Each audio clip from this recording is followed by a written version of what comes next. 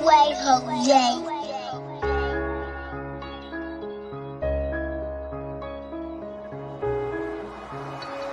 Cheddar, hey, grind hard for the culture. They placed us behind, so you know we gotta get back. It's a lot of things that you gon' face in this world when your skin color is black. Grind hard for the culture. They placed us behind, so you know we tryna get back. It's a lot of things that you gon' face in this world when your skin color is black. Black, black, black, it's black, black, black, black. Discrimination and hating got put through all that. Big dog, CEO, I wear all hats. Never lied to you once, I spit all facts. That was our people sprayed with the water hose. That was our women raped and then called hoes. How I'm done, my ancestor taught your child to read. Not to mention all the resources we created. Why they didn't want to see black families together. Would it be too strong with two parents at home? Young nigga better listen to this pimpin'. Don't you ever let the police get you slippin'. Fuck playing with guns, educate yourself. Now lead your son. You gon' treat your lady right if you respect your mom. Otherwise, treat the opposition how it comes. You're only a slave if you think you one, nigga. Yeah. Grind hard for the culture. They placed us behind, so you know we gotta get back. It's a lot of things that you gon' face in this world when your skin color is black. Grind hard for the culture. They placed us behind, so you know we tryna get back. It's a lot of stuff that you gon' face in this world when your skin color is black. Black, black, black, it's black, black, cheddar, black. Hey, I'm just a king from the south. I had a dream like Martin, I hope I live it out. Hey, black on black crime, it's a new time. It ain't just the opposite, I gotta watch mine. They smile in your face, but put a knife to your spine. You can do. What's up with the world? Welcome to another episode of the H.O.G Podcast Show. The hardest podcast on the planet, man. You know it. Hey, tonight we talking transitioning from the service, man, and I'm your host, Cheddar. CEO Gatti, mister, if it ain't snowing, I ain't going. I'm that damn fool financially, man. What's happening? Yes, sir. We have a motto to do before we get into our introducing the guest. You know, it's 3 things you got to do to be a hog or a hoghead, and that's stay prayed up, stay papered up, stay pulled up, man. Yes, sir. Hit the drink. My cup missing handles and shit. All right, man. Then you got 2 handles on the coffee cup. Romantic ass nigga. Hey, man, as I said, y'all know what time it is. It's Friday. We do it every Friday, man. It's transitioning from the service right here on the H.O.G Podcast Show. We got some special guests in the building tonight. I'm going to let them introduce themselves. Starting from the left down here with my boy, Jizzy. Yeah, you know, it's your boy, Jay Scott, always in the building. What's up, people? Mm-hmm. What's going on? This is Liz. I host the Real Talk on Vets podcast. What up, though? What up, though? It's Preacher Man, spiritual advisor of whoever that needs spiritually advising. You got the dirty bird on the hats. Yes, sir. We in the building. We in the building. Have you heard? You know what time it is, man. Brand new dance. Hey, we will be giving birthday shots out in the midst of this show. You know, anybody with a birthday, tagging in the comments, we'll send a shout out. You know what I'm saying? Give them some love. You know what I'm saying? I got one already. Off the rip. Baby girl turning 13 tomorrow. My baby girl Grace turning 13 tomorrow, man. Happy birthday, baby daddy. Love you. Shout out to Grace. Big 13. Big 13. Yes, sir. That's a blessing, man. You know, hey, that's her goddaddy down there on the on the right hand side. What to do? All right, get a new pistol for that one too. All right, man. Y'all know He's the sergeant of arms. He holds the pistol at all events. We cook great content on here, and tonight we just decided to go across the board, man. We got some people that's in here that's from the military, and they're gonna speak on different aspects of things they went through in the military, approaching it, and after. You know what I'm saying? So it's gonna be a good discussion. If you know somebody military affiliated, make sure you go tag them in the joint right now. I'm talking right now. Yeah. Let's get it right now. Especially if they must. Let's get it, bro. Mm-hmm. So who wanna get their background first, man? Let's see. Damn. Go ahead, preacher man.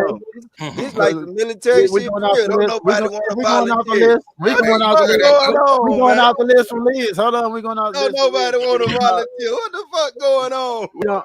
We We're have gonna start enough of out that with preacher volunteer man. shit, man. We have enough of that Hey, preacher volunteer man. shit. Hey, preacher man. So this is what it is, man. What was your age you enlisted? Why did you join? What branch and what MOS? Hold on. Okay. The age I enlisted was 17. Huh. Now, what else you said? 1738. Why did you join? Why did I join? Truth be told, preacher man, well, John joined the military because he had a kid when he was 17 years old. Mhm. And I needed some benefits and I needed some paper because my mama was getting on my damn nerves. That lady, I had to get the hell on up out of there. You did? So it wasn't nothing that recruiter could say to me, hey, look here, bro, I'm gonna pass your ass valve. That ain't no All problem. When can I get the hell on? Mhm. Mhm. Yeah. Yeah, So my environment really pushed me the hell on up out of there. You did? Yeah. home. What about the branch MOS? Oh, Army, active duty, and back when I joined, it was 31 uniform. Then it switched to 25. Okay. Combo, Yeah. signal support system specialist. Factory. Yeah. Miss Liz. Real talk. Hold on. What's up? All right. So I joined when I was 17. I was still in high school. I joined because one, Major Pain came out when I was like 5 or 6. So when that movie came out, I know I was this like, does not say major pain. we speaking the truth, right? Real talk on that, right? Okay, Nothing bet. but the truth. And I'm the first female in my family to join the service. So That's dope.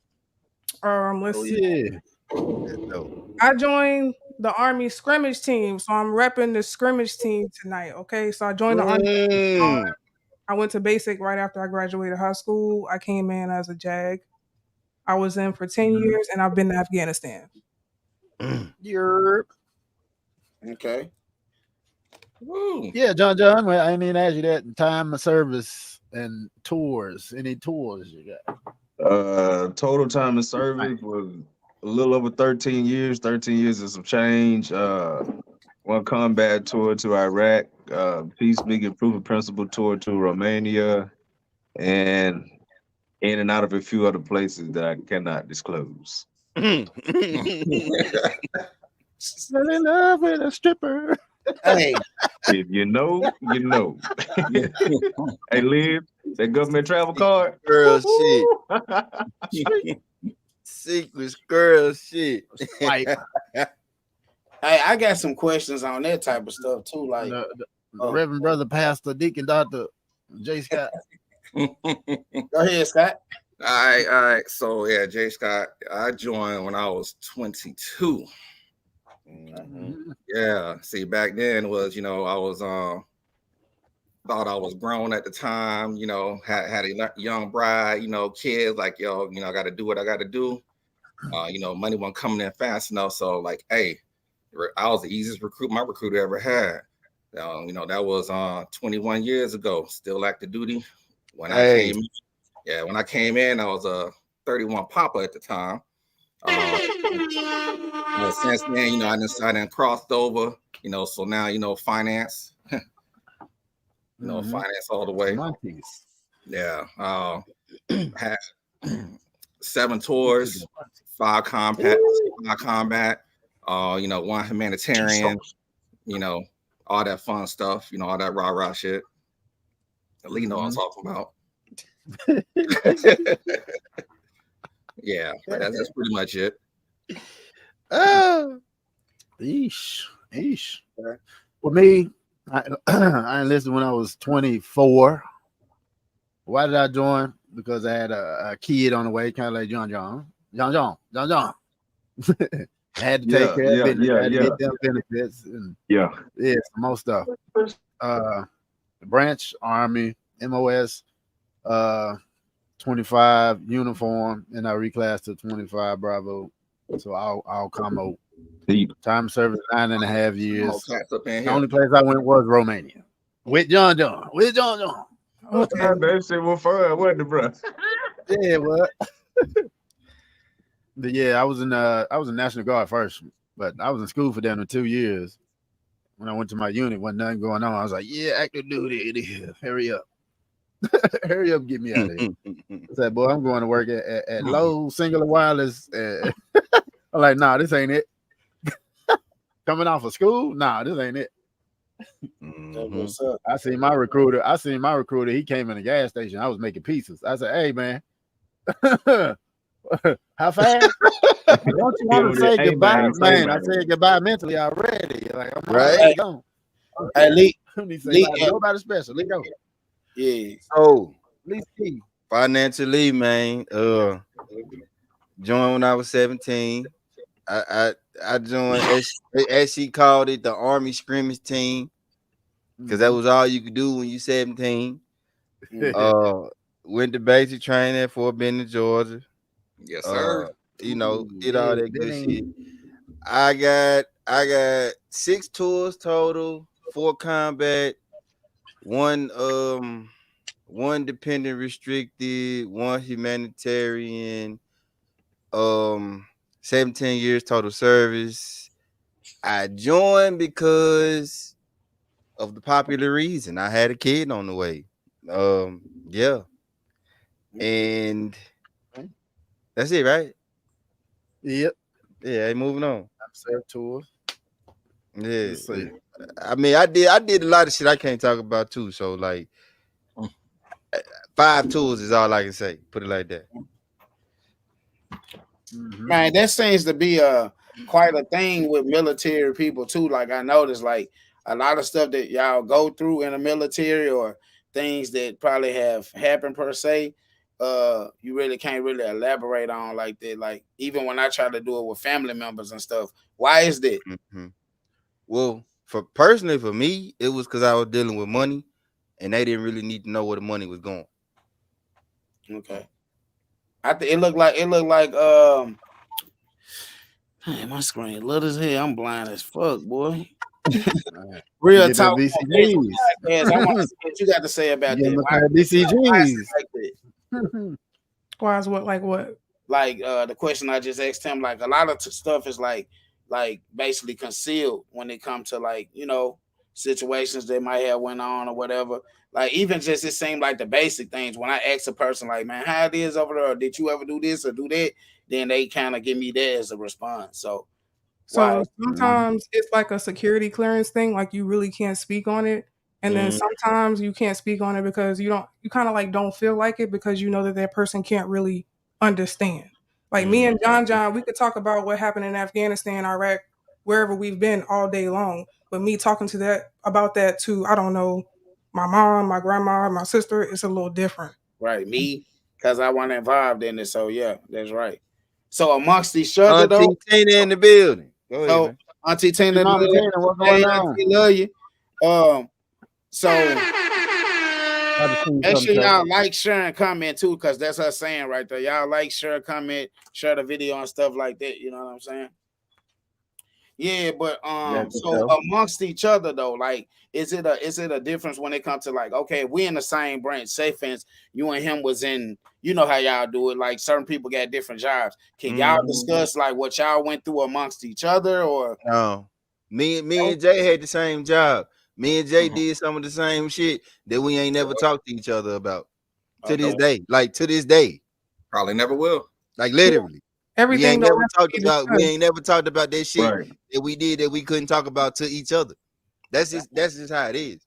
Yeah. What's up, Ricky?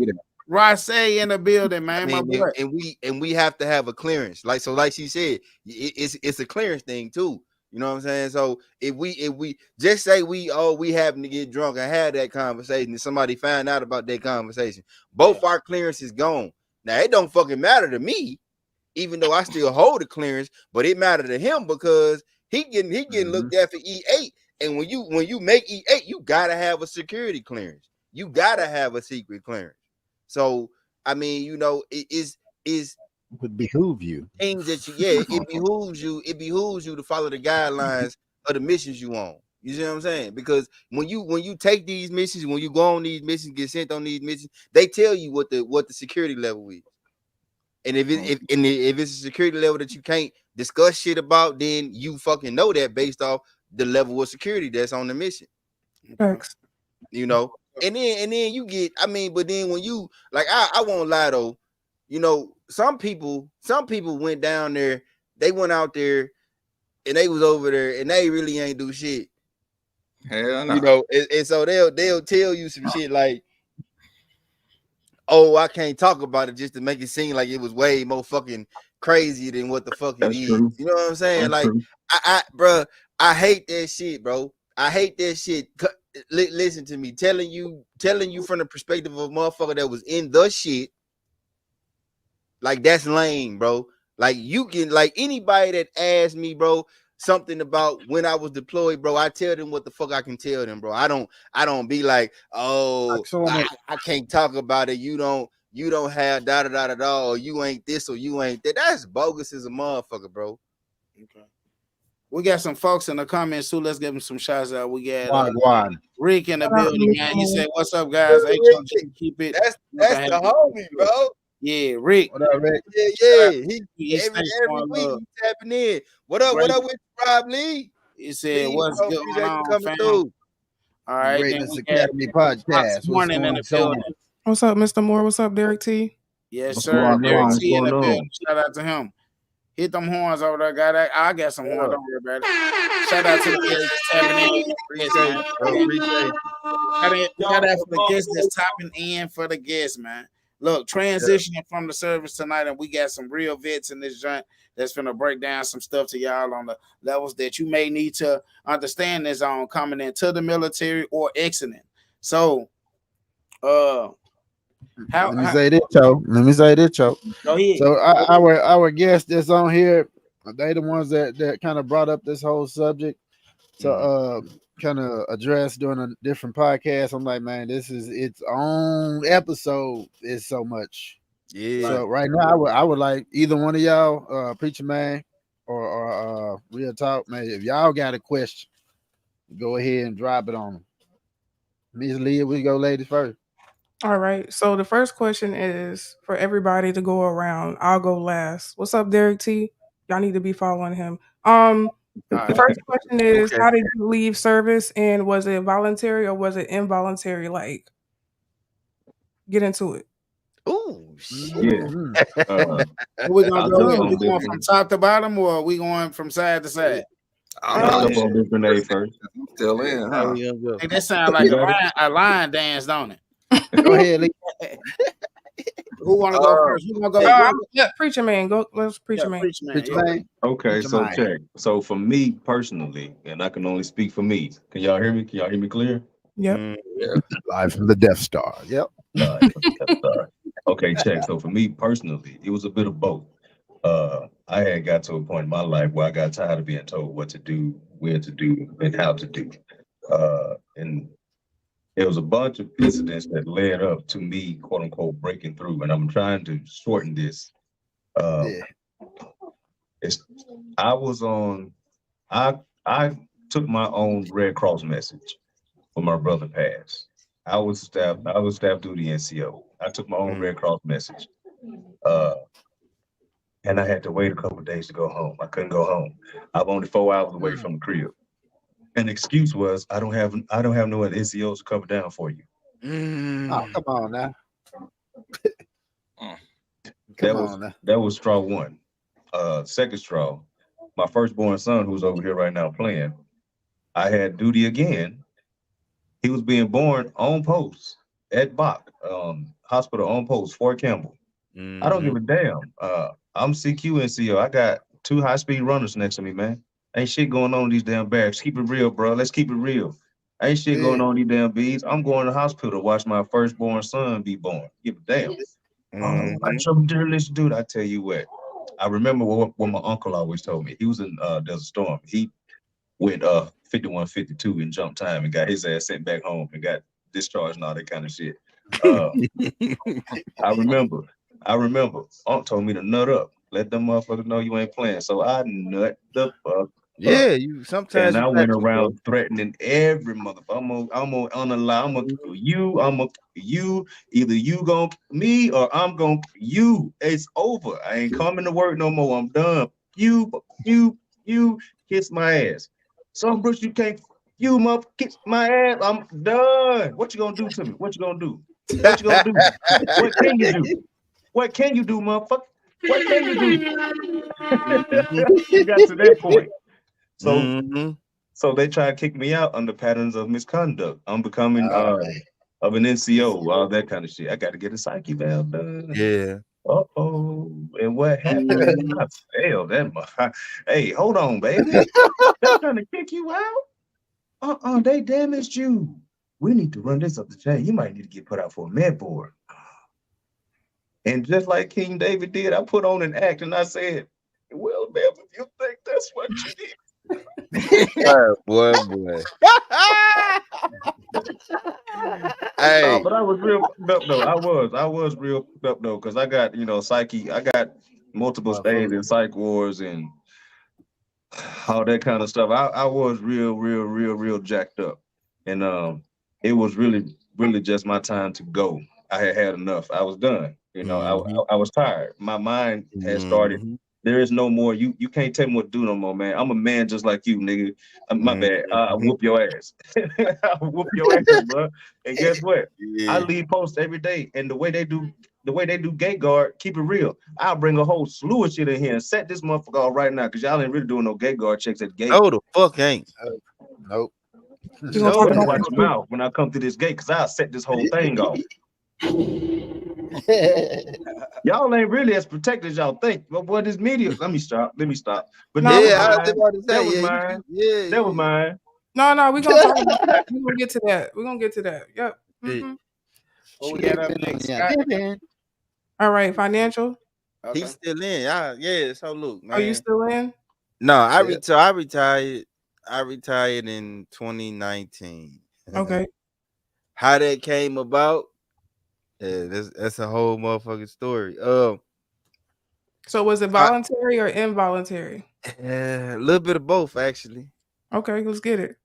So I got to Fort Riley in December of 2017, and I remember this colonel when I was at Fort Lewis.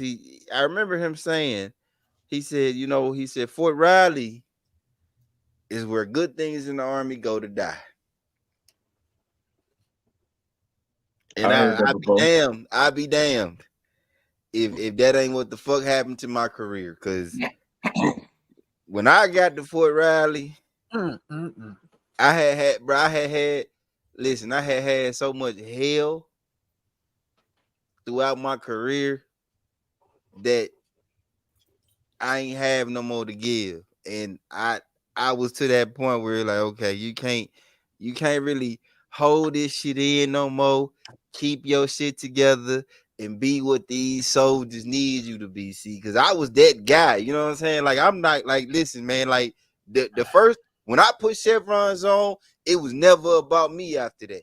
Jay will tell you that. Jay know my whole career.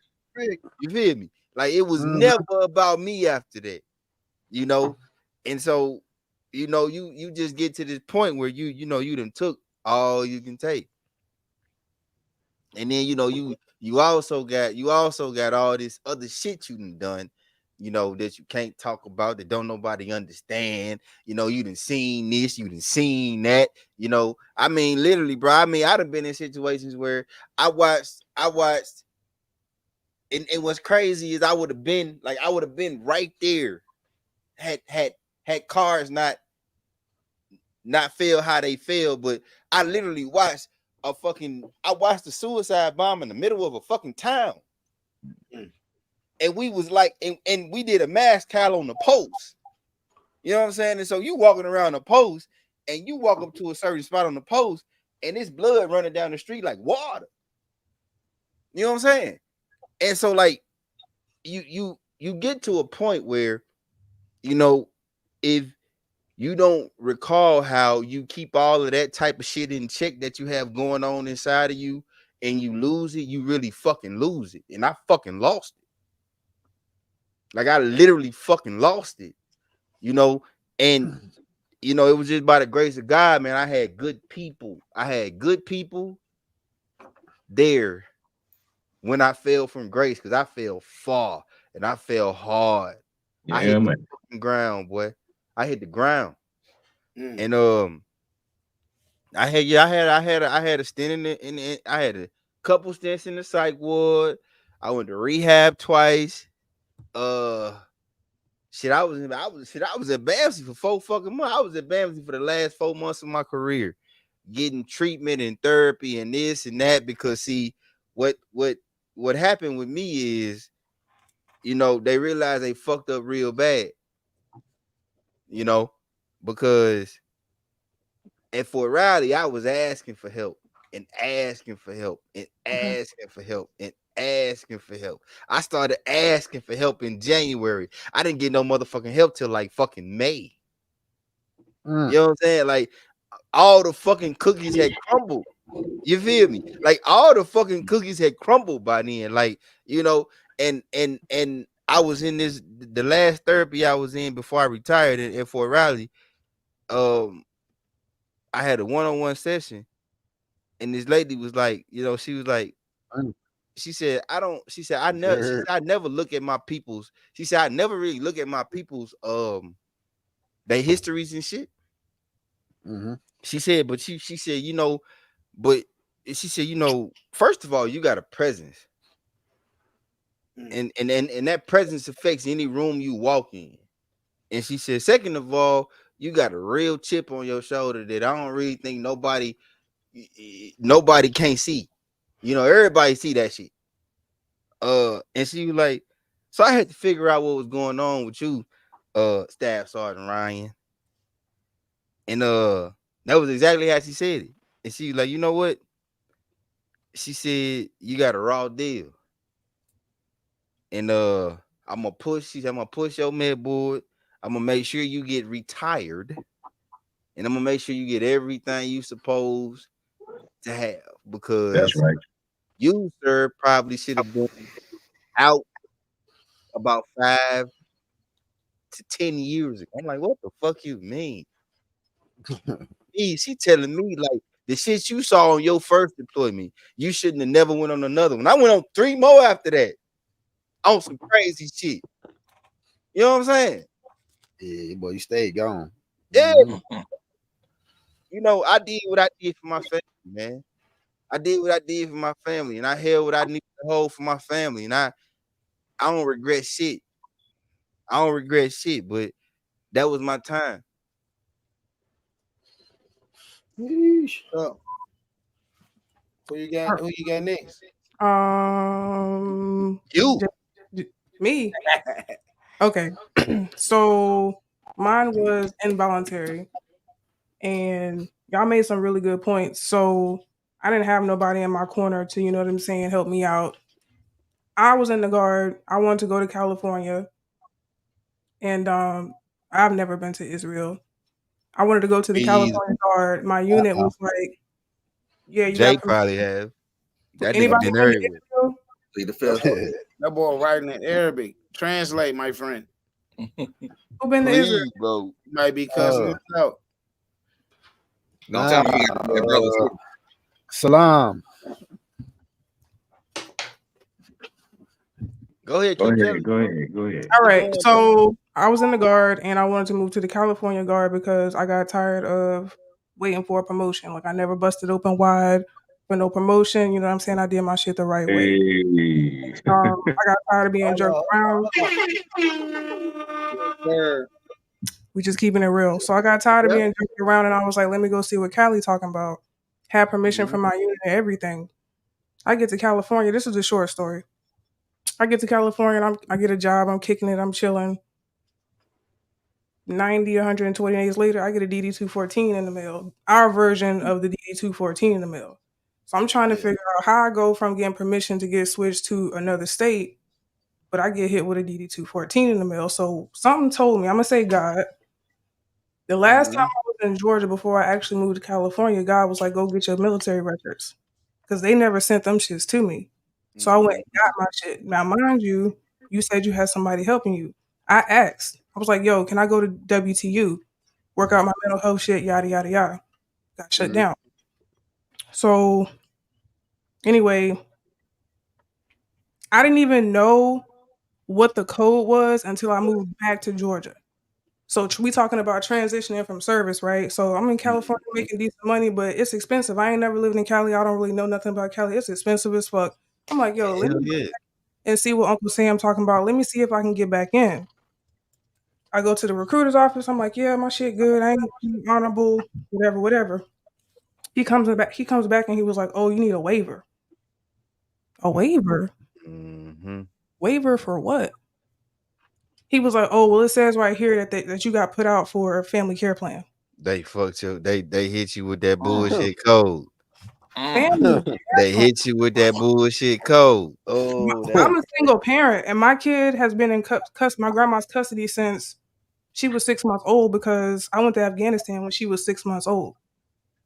Y'all, every time y'all ask me to go somewhere, go here, I need you to do this. Never said nothing about my kid. But all of a sudden, when it's time for me to get out, that's what you say you had to put me out for. Slick. So I don't fuck with even if they happen to see this and you be like, oh, why you don't, I don't fuck with y'all. Because y'all looked at me dead in my face and said I was good and then played me on the back end. So that's why y'all ain't heard from me. That's why I don't fuck with y'all post-military service. Now let's get into J. Scott. Hey, man. Yeah. Oh, damn, maybe she should have won last shit. Yeah, man. That was a cap. Shit. Well, fuck. I'm still in. So I'm going out on my own terms. Yeah. So, when it's time for me to go, it's because I choose to go. Yeah. I'd be damned if somebody else dictates. I hope that's soon. I just hope that's soon. Soon. Like, I feel like you done all you needed to do. Yeah. And I don't really know what you there no more for, but that's just me. I concur me, with the brother. Well, I look at it like this, right? So there's been plenty of times in my career which I probably should have been involuntarily separated. And I know a lot of we that. We all got that shit now. I know a lot of that was, in my my younger days, and I know a lot of that is personal choices that I have made, but I know a lot of that does contribute to lack of leadership and mentorship, right? So me coming up as a young soldier, I didn't have all that. The only thing I knew was you go to work, you get off of work, and you go to somebody's house for a party. You deploy, you come back, y'all party till the next time y'all got to roll out. That's how I came up. So, I missed out a lot. I didn't have that opportunity. So, then when I actually, had a decent leader who got my mind right, I started, picking up ranks, started getting promoted and all that.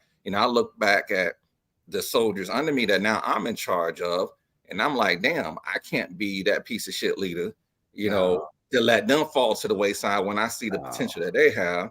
And, I know that drives me a lot right now.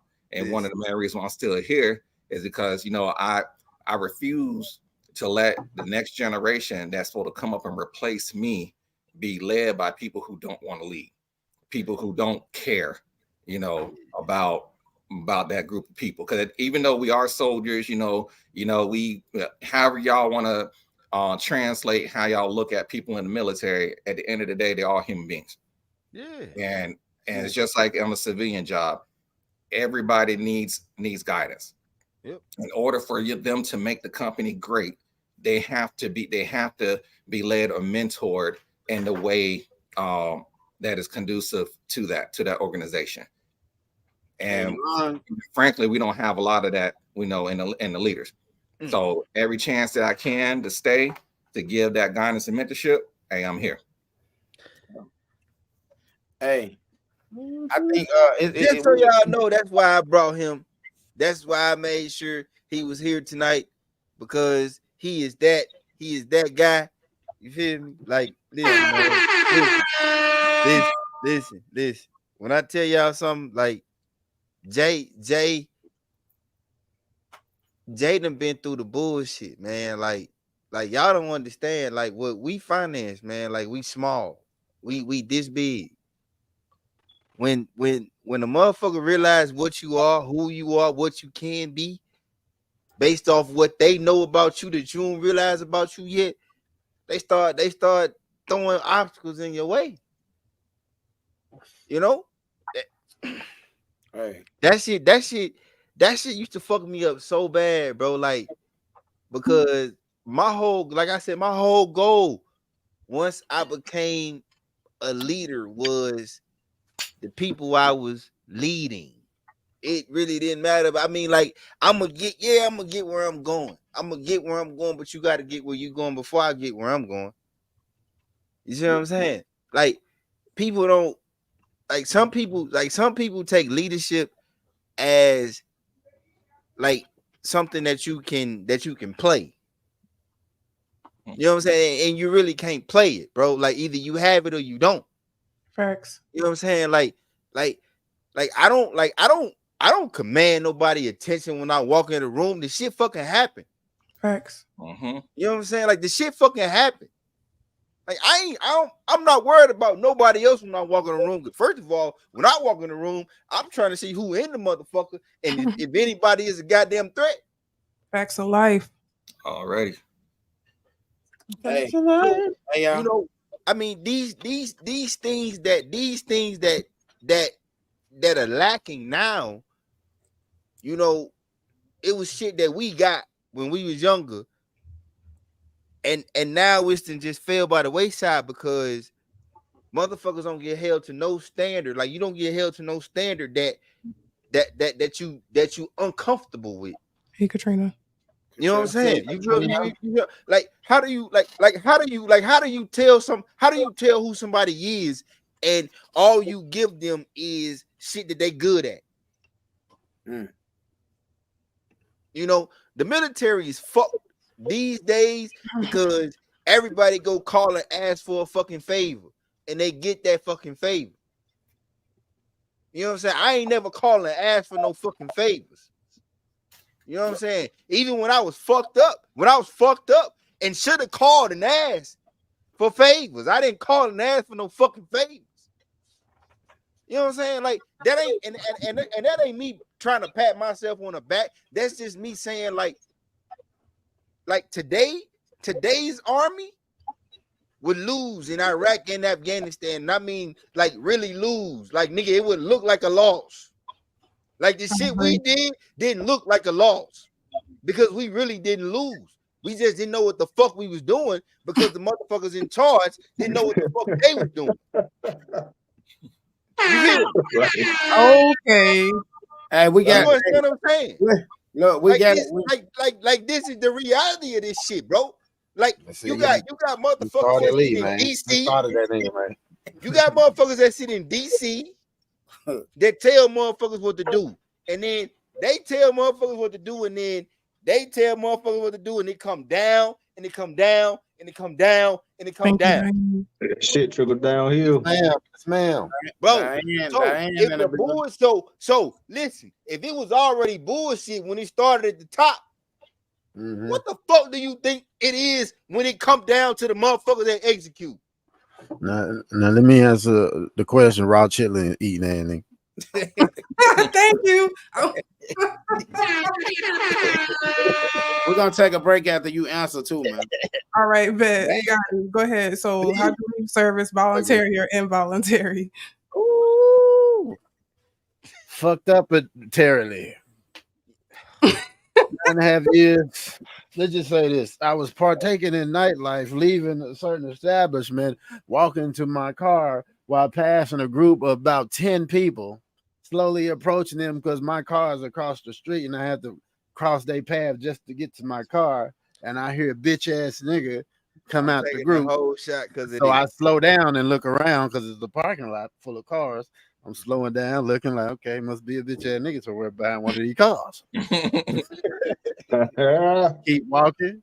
Keep walking. Bitch ass nigga. I'm like, oh, because once I identified that there's nobody around me, I say, hey, you must got me mistaken for somebody else. What's Shut up, the Mom? fuck up, bitch. Steph B in Shut the the fuck building. up, bitch. I'm like, whoa. I'm like, damn. He said, What up, shut the fuck Andy? up, bitch. I'm like, I said, hey, it must be that type of night. You know what I mean? It must be that type of night. Shut the fuck up, bitch. Now, the person that runs up on me, along with a second person with him, that I did not know, are officers. 2 officers. Right?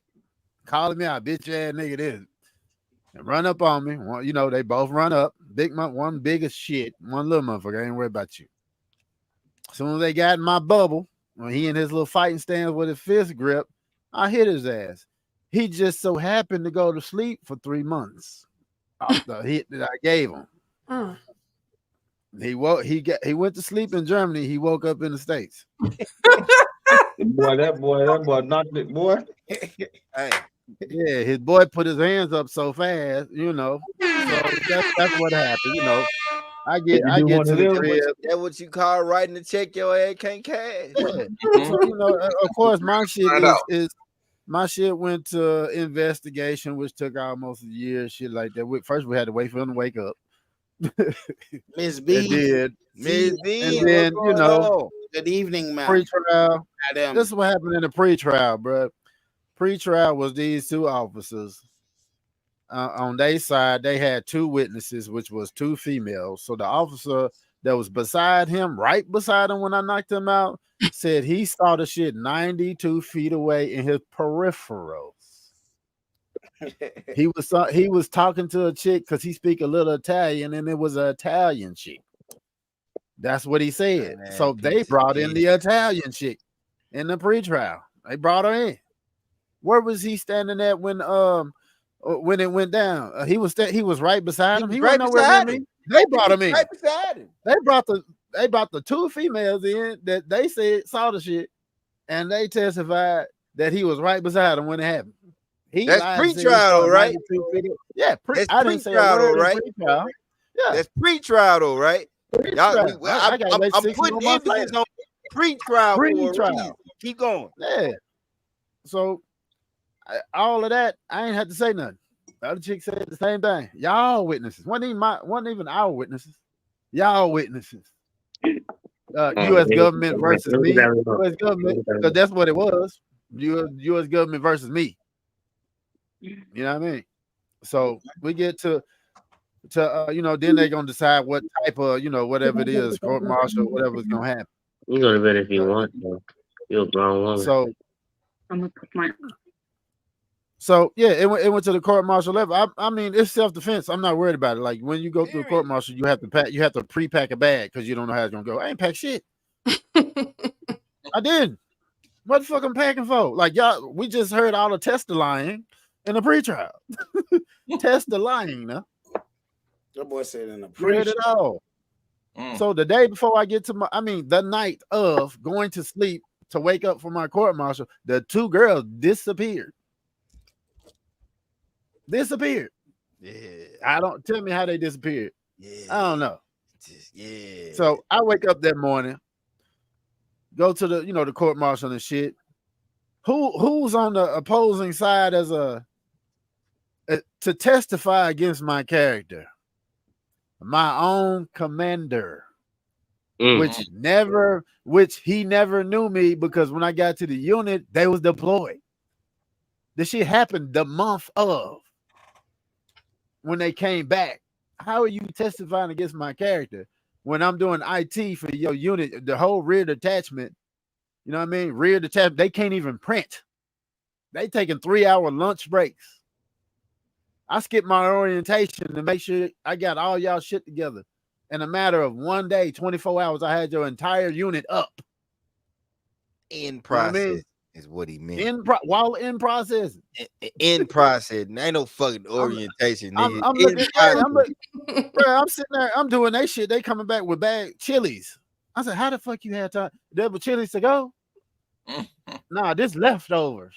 See, that's that Europe right Yeah, there. Motherfuckers left though. I don't understand this, man. You know, What's that? I feel uncomfortable. I'm sorry, Ill Will. What's the other Hey, podcast we have? The biasness. That boy loud as you hell. need to wait. Damn, Ja Rule. Adjust your volume. Wait, cause you was in that soft. You was in that Yeah. soft force. So, You was no, in that, you was I in mean, that soft force, fella. yeah, What Yeah, that you had was in to, you but was in what that- that had to you do was with in what that- you just said, you was though? in that soft force, fella. That pillow hold force. on, let me finish my spiel. I feel you. Go ahead. Go ahead. So, I go to the court martial. They don't give me self-defense. They don't give me self-defense. They trying to, they hit me with 5 counts, trying to give me 3 years for one punch, defending myself. So imagine the trust levels I don't have, and then I done got found guilty. Now Can I just I give done this? got found guilty. We I- gotta- you know, we the dude gotta get in get there. him He an officer. I would never. Hey, dude, You I know, was when there you call that me day. bitch ass nigga, and all of this, I would never. I would never. That's what I'm hearing in court. I would never. Like, you think I'm just out here knocking motherfuckers out for no reason? Lying ass nigga. He testified. He testified. He had. He You a testified. He lying had ass nigga. 15 drinks. Look, he testified. He had 15 drinks. He testified that he went to the car to put his jacket up. He put the jacket up, and they were standing on the corner. He was asleep in the jacket when I knocked his ass out. I mean, just all the details, all the tests are lying, and they don't give me this shit. They don't give me self-defense.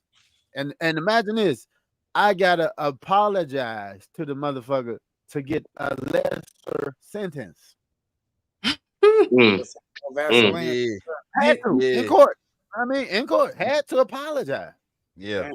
to get a lesser sentence because I give a fuck about my family. You know what I mean? It wasn't even about me, because if it was about me, I would have went off and got what they gave me. It was. You know what I mean? I think my daughter was like 3 years old at that time. 2 years old, matter of fact. 2 going on 3. Yeah. So they Yeah. dropped 4 of the charges and gave me assault. Okay. So I'm probably the only one that got sent to military prison over here in Germany with an RTD, return to duty. Yeah, return to. So I got to go sit here, do this dumb shit, and go back to work with my commander that came in and testified against me, and they had my first sergeant on the list too, and he refused to do it. Black dude, brother.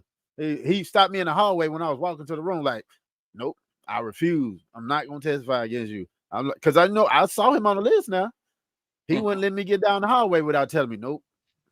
I'll be damned. I know the history. I know what you done did involuntarily by yourself. The only common person staying in the office while my first sergeant and my section sergeant at Popeyes eating dinner together, and I'm in the office, you know, I'm stopping at Popeyes, get something to eat to go back to work to 1 a.m. Everybody else got off at 1400. You know what I mean? Y'all ain't gotta ask me to do this shit. I do this shit. Y'all look fucked up. I'd be damned if I look fucked up when Sergeant Major come down the hill. I'ma look straight. The rest of y'all, I can't speak for y'all. I can only speak for me because I came in this bitch by myself. You know what I mean? Thanks. Yeah. So return to duty. Getting, you know, my lawyers and gave me word like, hey, they gonna try to chapter you once you get out. I'm like, what? Wow. So I mean, this basically you can't look me in the eye. You done came testify against me. I got to go back to the unit. So Pretty you much. can't stand to see me walking around like that. Man, I got out, but first of all, I already knew what I was gonna do. I initiated med board. As soon as they said, "Oh, we're gonna read you tomorrow," they didn't say we're gonna read you. I knew what was going on from my lawyer. Yeah, just enjoy your family, and then we need to have a talk with you tomorrow. Straight to launch through, initiated my med board, which froze every fucking thing. Did that shit, initiated med board, went through everything I needed to do. So now it was med board against chapter, and the CG had to make the decision on that. Yep. And he Chapter chose, win- but he med chose board wins all day. chapter. Please tell me why he chose chapter. And you know what I got out on? Bullshit. No, hold on. Let me tell you what I got out of what they got me out on, which is that fight. Okay, pattern of misconduct. That fight, I was late for work one time in 2010, and I was late for work one time in 2011. Pattern of misconduct. Yeah, but see, they tacked that on to your shit though. That they did the same shit to me in the fucking I'm weak like, ass Air Force. Yep. What I don't like is what motherfucker ain't late for work once a year. Facts of life. Once.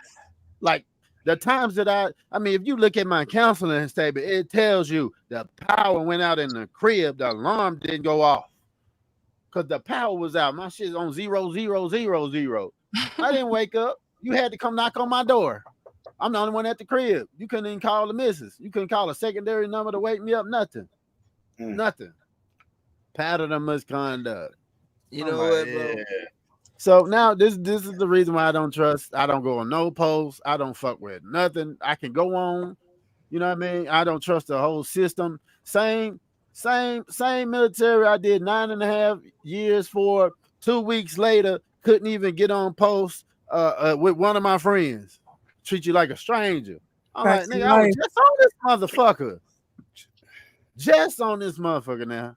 That's why I feel like I feel. I'd be damned. All the work I put into this motherfucker without being asked and the bullshit, the bullshit that come along with it, and then to be treated like like terrorist number one. Nah, man. And what'd you say? Voluntary or involuntary? Involuntary. He said what he said. Involuntary scary. And then when I get back to my unit, it's straight bullshit, right? RTD. They put me on staff duty. 24 hours on, 24 hours off. Mm-hmm. I got shit to deal with. Like my daughter got an appointment. I take my daughter to appointment and come back.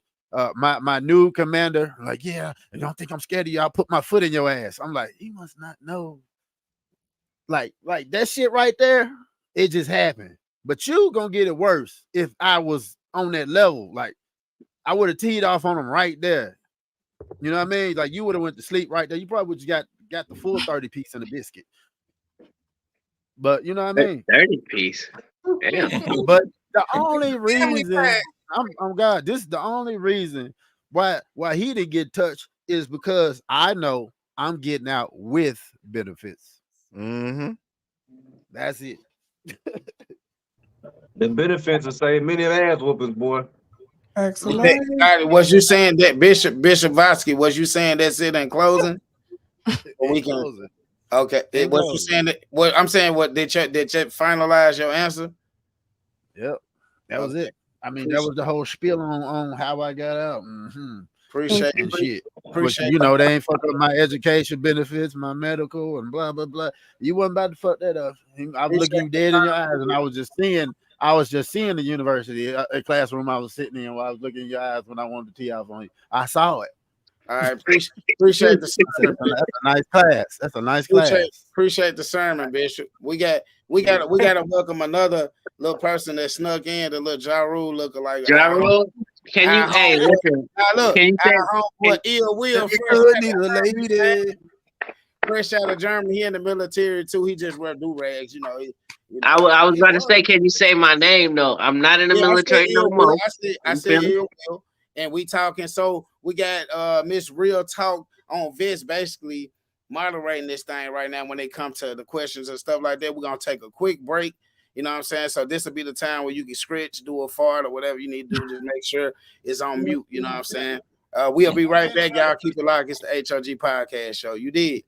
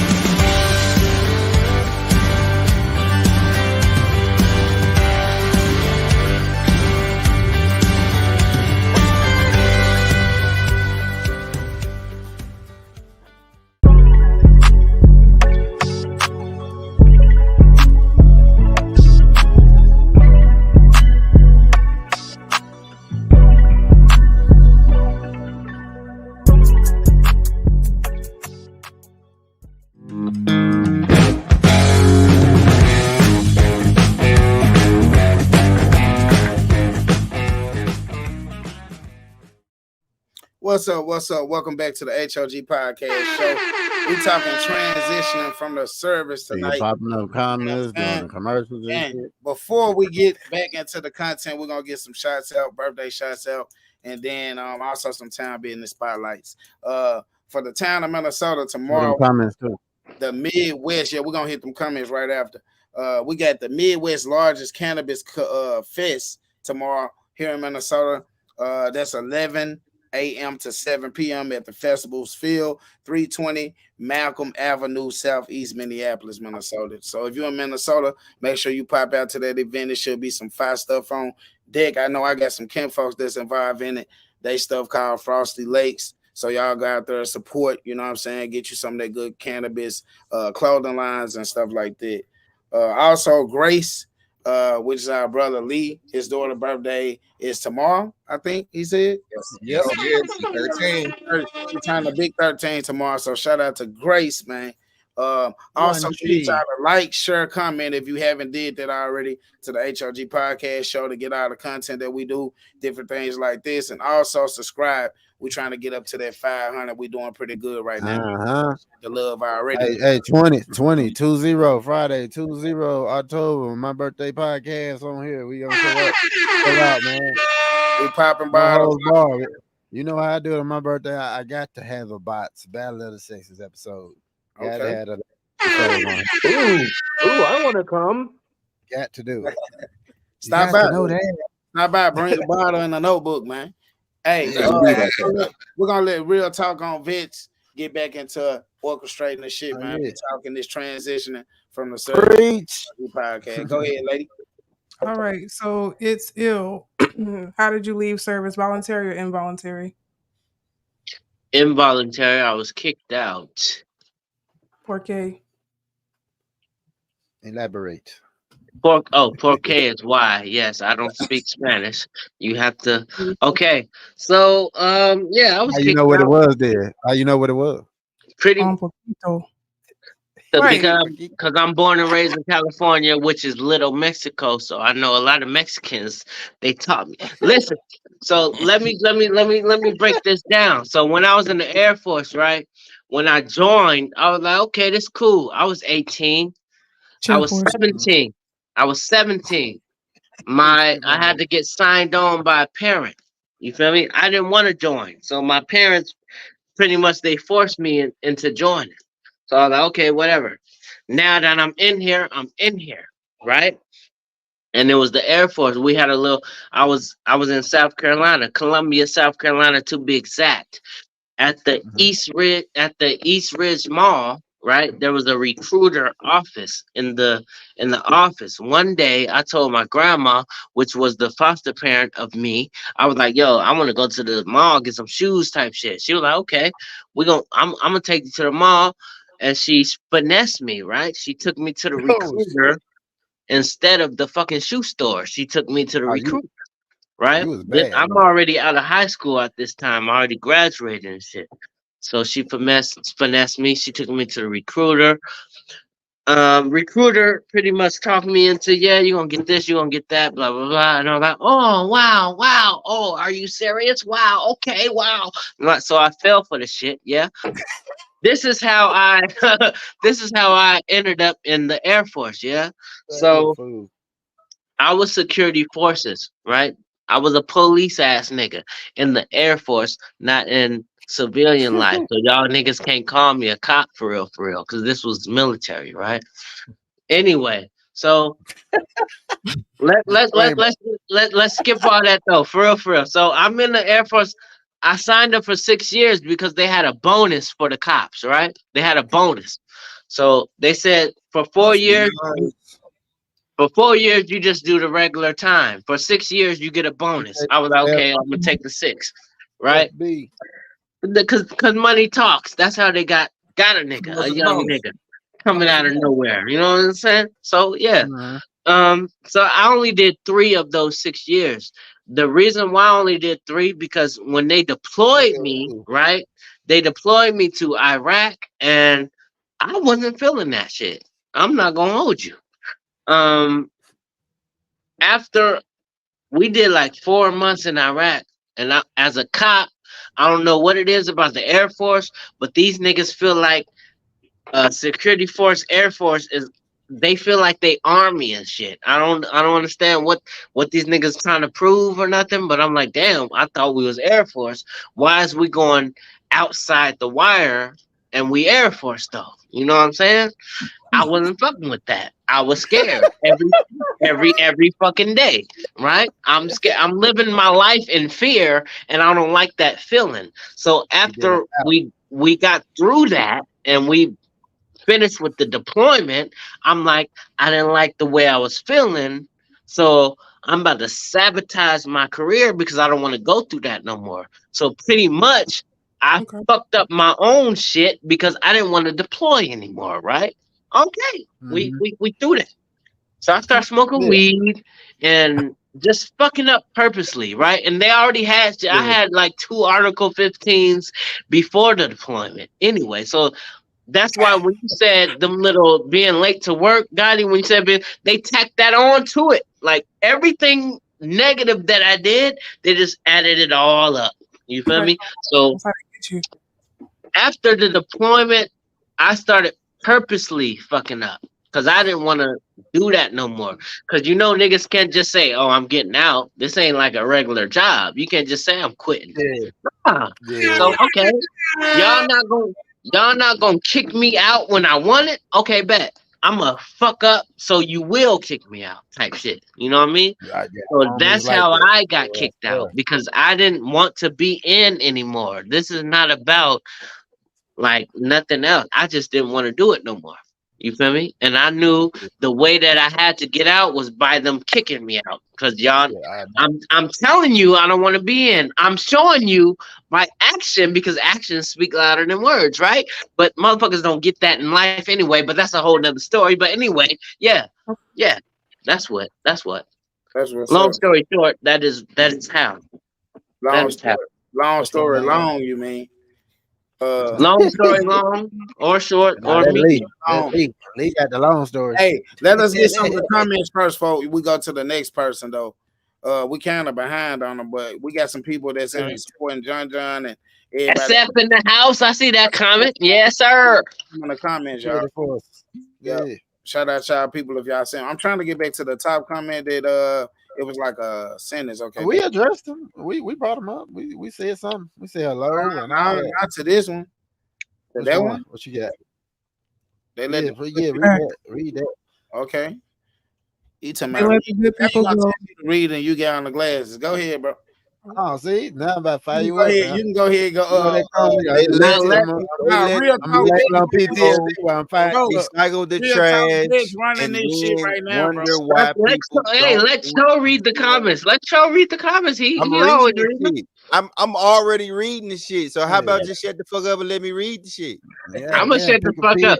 Hey, but Cho really be reading them for real, for real. They let the good people go. Recycle the trash, and then wonder why people don't want to join. Then got the nerve to ask veterans to help out with. Hey! Just let me let me read the comments from now on. I'm the last motherfucker. You need to ask to help you with some recruiting. Because I'm gonna tell motherfuckers he running them all away. I'm gonna have you all of the truth. Hey, I wish you was my recruiter. Shit. That was the only question. The other ones was that's the craziest shit. Listen. This shit, like, I feel like who that is, bro? Who that is? Like Nick was in. I'm glad my little brother didn't go to the joint. He was about to go.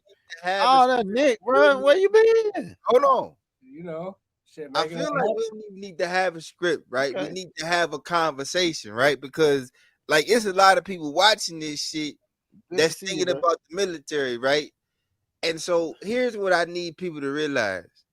Whatever branch of the military you join, it don't really fucking matter. It's not gonna be like nothing that we talk about. That's first. Don't matter.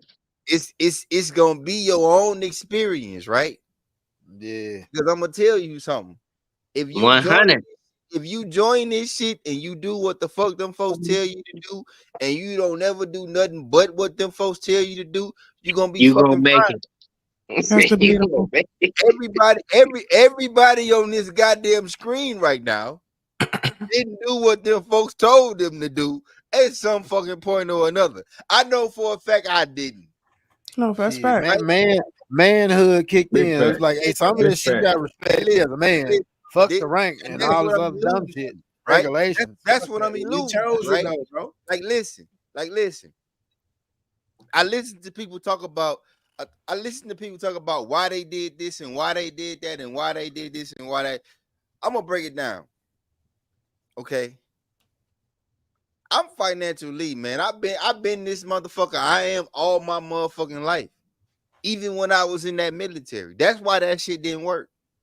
But count real good. Because when you are suppressing what you feel and what you have to say for a reason, it only lasts so long. Maybe, you know what I mean? You understand what I'm saying?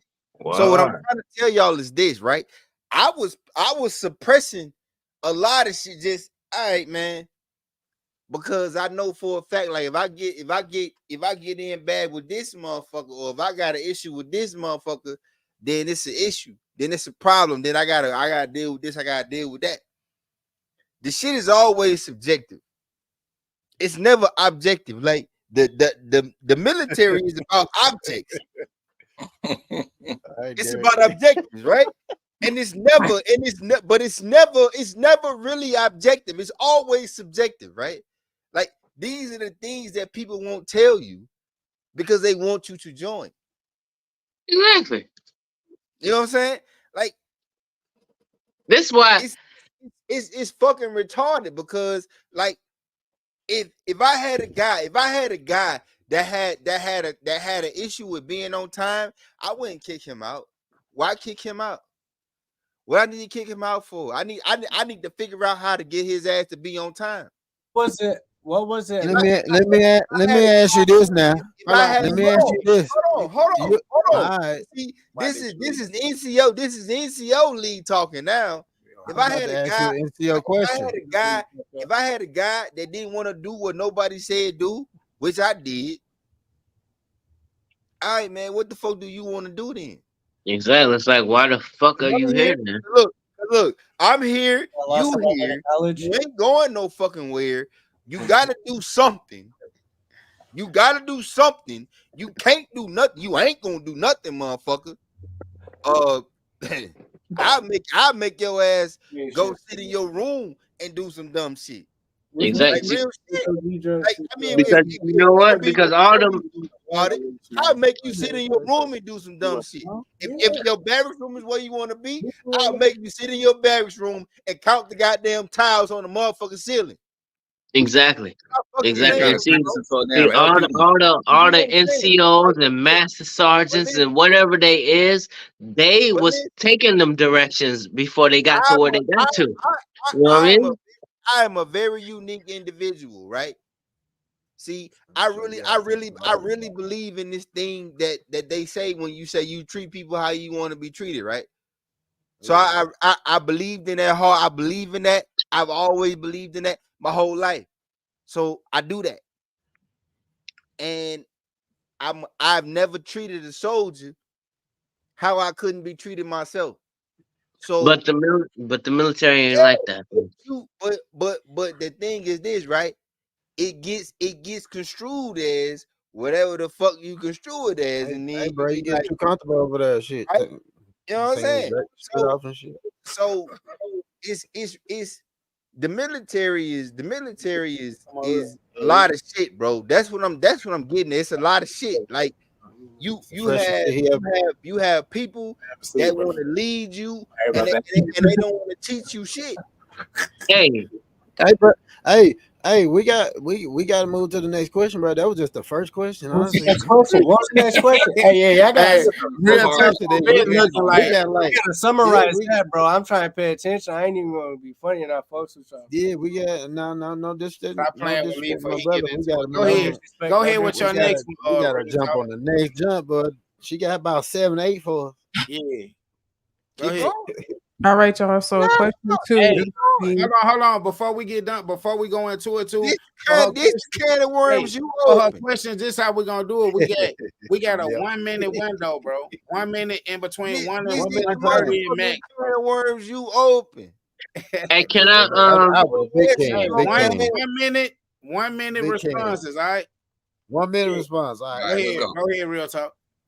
All right. So question 2 is initially, what did the transition look like for you? Was it good or bad? We're gonna go with Gatti first. Oh, transition when I got out, man. Yeah. I got out. I mean, I made sure I set myself up to be able to have something to do, lucrative. And first of all, when I joined, I already made sure I picked a job that was gonna make sure I was straight, and that's my plan B. You know what I mean? IT, all that stuff. Okay. Plan B. Still ain't touched it. Nice. But the transition was just because of how I got out, for me to take a year off to get my peace. I already know I'm smart. I already know I can create an opportunity out of thin air for myself. So that was always there. Never doubted it since, high school. You know what I mean? Mm-hmm. So my process, and then I got out over here. You know, they tried to finesse me and all type of shit like that. They tried to fly me back home to my home of record. What they didn't realize is when I joined, I didn't have no home of record. I was homeless when I joined. So if they would have just got that simple detail right there, they would have knew that my character was not to fuck up any opportunity I had to then sit me back to nowhere. That's where they fucked up at. I'm like, everything I do is knowing that's where I came from. Being around family and being homeless is the most fucked up shit you can do. Like, I don't apologize for nothing. Like, I'm 43, about to be 44 in a couple weeks. Weeks. I don't apologize for nothing. You don't have to advertise that. You old. You say you old. Nah, That's man, I love my family. When you look at it like that, you know what I mean? I love my family. I did what I had to do, blase, blase, blase. But at the same time, it was the opportunities that they could have helped me out on with me being on the streets turned into, well, at this age, was go out there and make it for yourself. Do something on your own. Blase, blase. You ain't gonna have no fallback plan. You got to be your fallback plan. So that's the maturity level I'm at now. You know, since blase, blase. But I wanted to take my year off to sit down to mentally, because what I had just gone through was a real fucked up situation that I never should have been in. Stand-up individuals that I'm used to being around, like Cho and Lee, they would have spoke up and said, yeah, I said that. I called him a bitch ass nigga. I ran up on him and I went to sleep after that nigga hit me. That's what I expected, but I didn't get that. So now I gotta reset. I gotta hit the reset button on the past 9.5 years. You know what I mean? I want them to write a book. Like I want yesterday, them to write a book, and I want them to write a movie because I know that shit is safe. Yeah, I did my 6 and I re-enlisted for 6 more. After that 6, I was going towards was when I was going to make my decision to go for the 20. You don't get it. So that transition was right there, bro. It was rough. Bad now. Okay. Yeah, my transition was to me.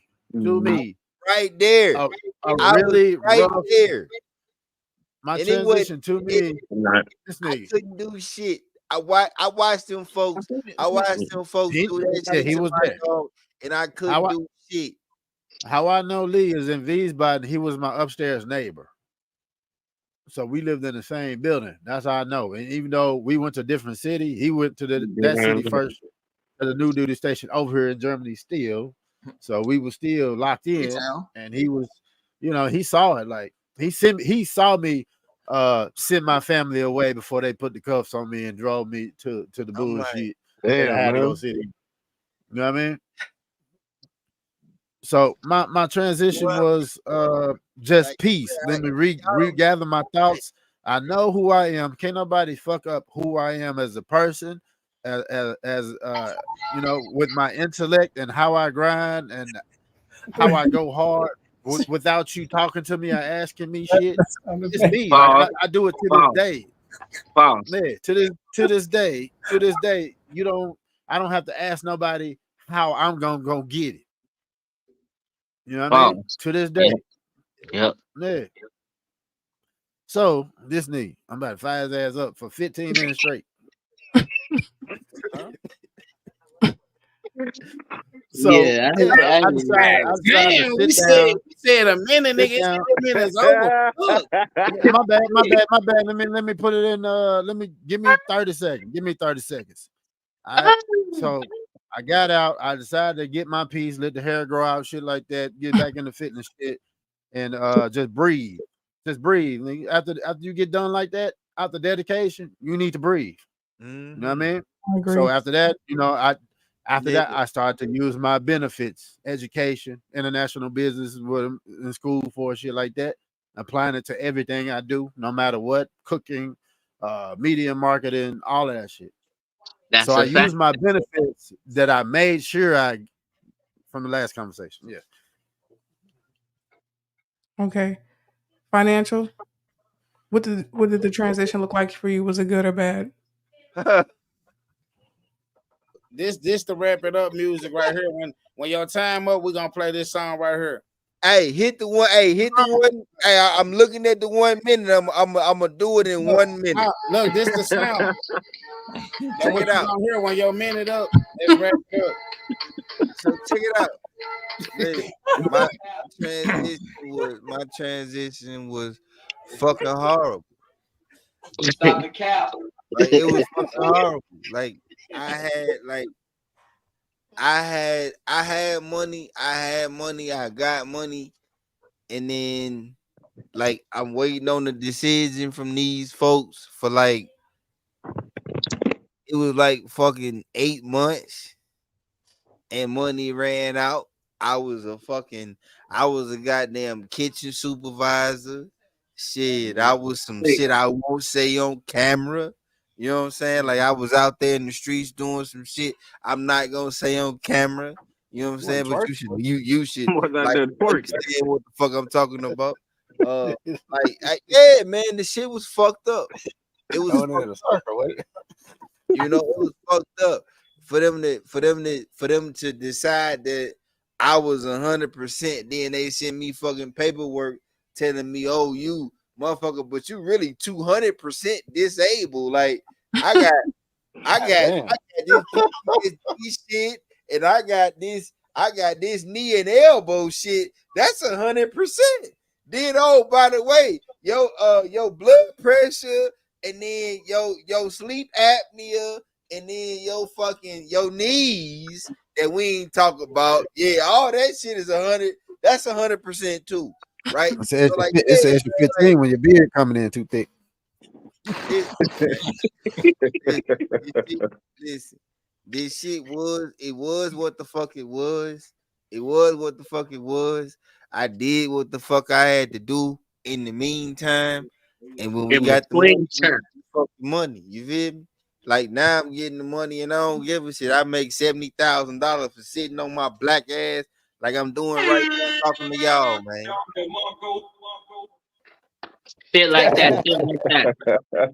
Shit like that. All right, John. So I got a question to add to this question. So initially, what did the transition look like for you, good or bad? And then what jobs did you do? Okay, well, for me personally, my situation is way different due to the fact that I'm something like along the same lines of Lee. I believe you forced your way out. No, who's that? The homie over in the Air Force. You forced your way out. You will. Yeah. I forced my way out. Got to the point where either you gonna off me or I'm gonna off you. What you gonna do? And like somebody else said, what you gonna do? Oh no! Hey, look, that was exactly how I got out, though. Don't get it twisted. That was exactly how I got out. Yeah. Because when you show up at the goddamn brigade staff duty CQ desk with a motherfucking 45 loaded and you drunk as hell. Oh yeah, what other choice do they have? Yeah, that's cool.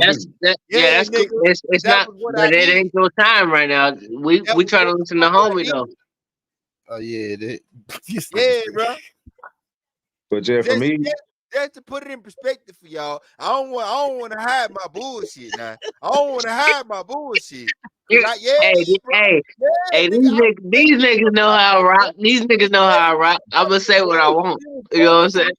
Yeah, it was over. Believe me, nigga, when it was over for me, it was over, bro. Everybody that know me know. Everybody that know me know. Hey, Lee, it's on him though, for real, for real. When he ain't tight, it's a problem. All right. So he put the music on you. Damn. Look, man, my bro, you know my brother gonna do what he do. He gonna do what he do anyway. Who got Nick? Go ahead, Liz. Nah, Lee gonna do him. I know Lee gonna do him. We ain't worried. Lee gonna do him. All right. Liz, speak so, I don't want nobody to feel like they being rushed or they can't speak whatever they got to get off their chest. Just stay on the topic. Yeah. We could talk about other shit at the end, but let's just stay on topic. John, let's get it. Hey, look at yeah. Doctor. Yeah. That's what's up. Hey, this is her podcast. No, it's not. It's your podcast. I'm a guest. No, I'm not about bullshit, guy. You do that wee-woo. Hey, when you hear this right here, though, that means you going too long. Hey, Mom, what up, Tape? That's what she said. Go ahead, sis. Go, John. Go ahead. All right, so for me, my transition, it was in between good and bad because I forced my way out. It opened up the door for my med board to pretty much take off on its own, and I had the same situation where I was faced with a chapter packet or a med board packet, but our unit had reflagged back under DeVarty from 3rd Brigade here at Campbell. And the new DeVarty commander came down. I'd already got busted down. He came down while I was on extra duty and was like, "You Sergeant Brooks?" And I was like, "Yeah." He was like, "I got a chapter packet on my desk and I got a med board packet. I also got all your NCOERs, and they are excellent. They one block. The unit I came from before there, I worked for a 1-star command. I was a command sergeant major's executive travel coordinator for all the JMTC down there in Grafenville, 7th Army. I was in that command group, going all throughout USARA, U.S. Army Europe, with that man. My senior rater was a 1-star general. You mean tell me I got all this, now I come to this particular unit, now I'm a shit bag? Something in the milk ain't clean. Something don't add up. Hey, Chubb, what the ugly nigga going? Dirt bag. He going to have some fun for a little bit.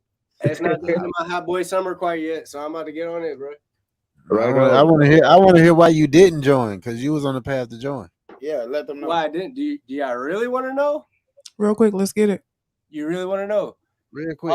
So I went to MEPS. I passed everything. I found out for the first time in my life I was colorblind, but then some mental health shit popped. So I got disqualified. That's damn. True story. You colorblind. I'm colorblind too, man. So you didn't know you was light skinned? I'm colorblind. That's crazy. You thought you was dark.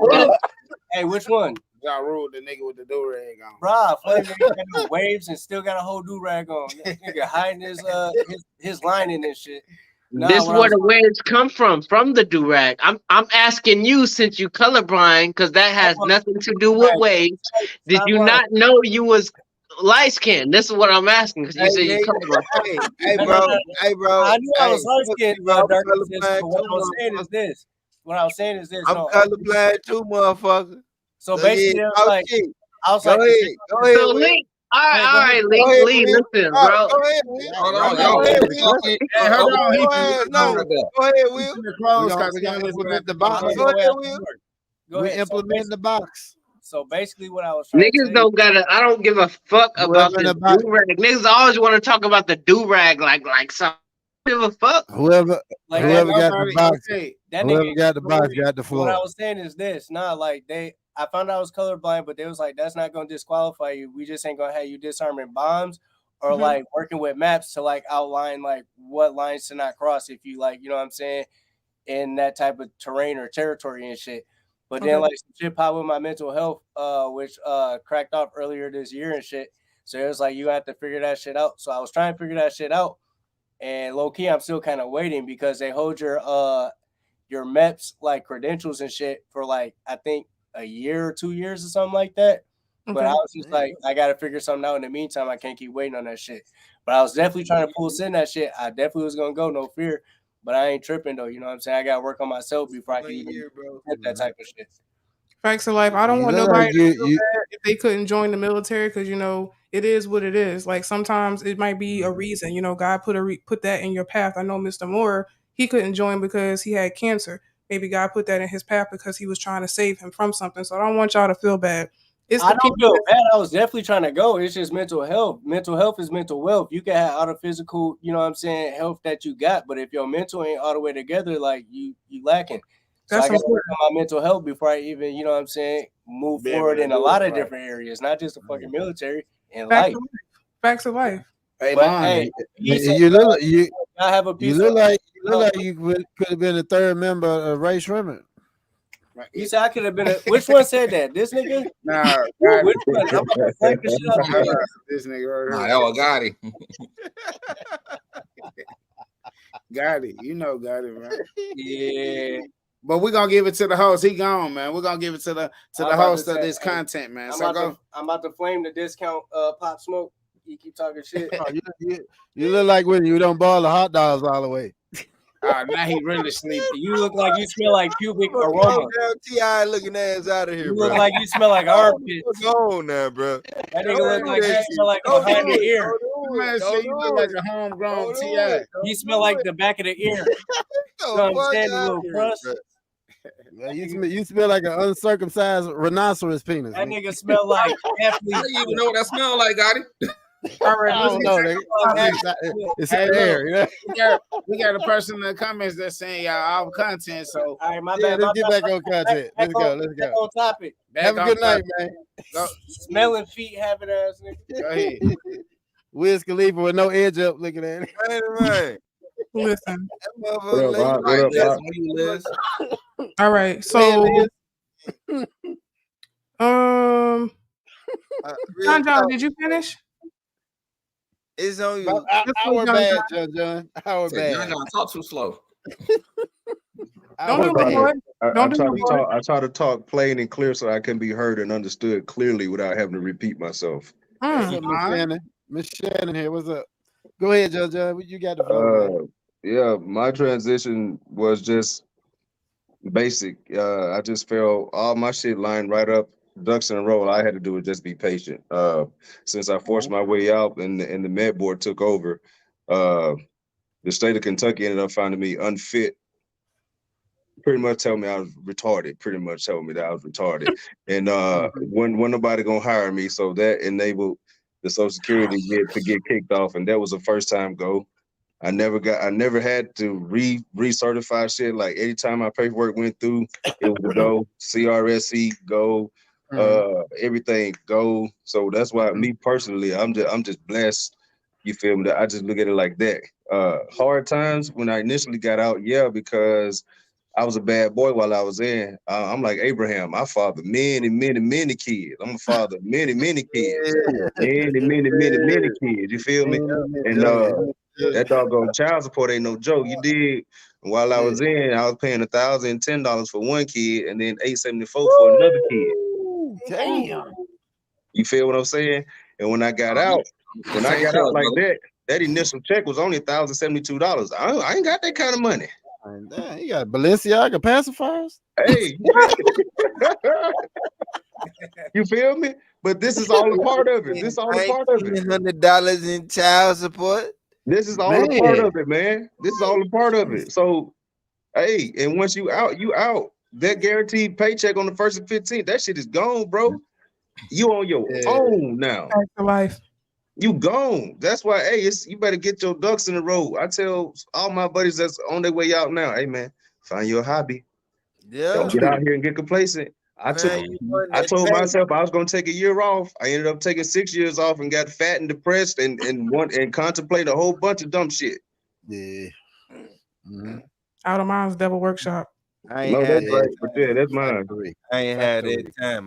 When I got out, I had a wife and 5 kids, man. So it was like, hey, bro, you can get as unhealthy as you want to get, but they still gotta eat. They still looking at you. they still need you. So figure your shit the fuck out. And that was what the fuck I did, bro. Like it wasn't no like I was real mad about like a lot of shit, bro. Like, like you gotta understand something, bro. Like I had stopped fucking up in the military, bro. I had started doing great in the military, bro. Like I got motherfuckers that will recommend me for this and for that and for this and for that to this day. Motherfuckers calling me, hey, can you come in and finance? No, I don't want to do none of that. I don't want to do none of that. I don't want to do the finance. I don't want to do the budget. I don't want to do none of that. They still hiring though. Just saying. Yes, I know that. I get that. I get that. I get that. I listen to me, bro. Listen to me. When I was done with this shit, I was done with this shit for a reason. This shit didn't do me how I did it. It didn't give me how I gave it. Because when I was giving everything. That lady sitting right the fuck there will tell you I was giving everything. Not a little bit, not half of it or 75% of it, everything plus some.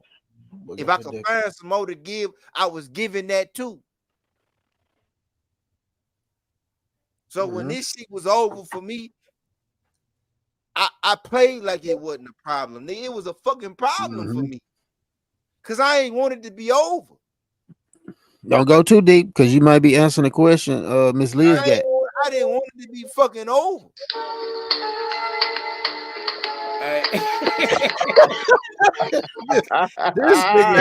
No, bro, we gotta get tired of questions, bro. We gotta get tired. What's that, Lionel Richie? We gotta get tired of questions. This is my nigga though. We gotta get tired of questions. She got 5 on. We only made it to 2. Goddamn. We gotta get to the shit. Come on, Miss Liz, you got it. You know, bro gonna do what he do though. That's how he do. So don't ask him no deep question if you know him. Come on for the bot so he can go out. All the questions are deep.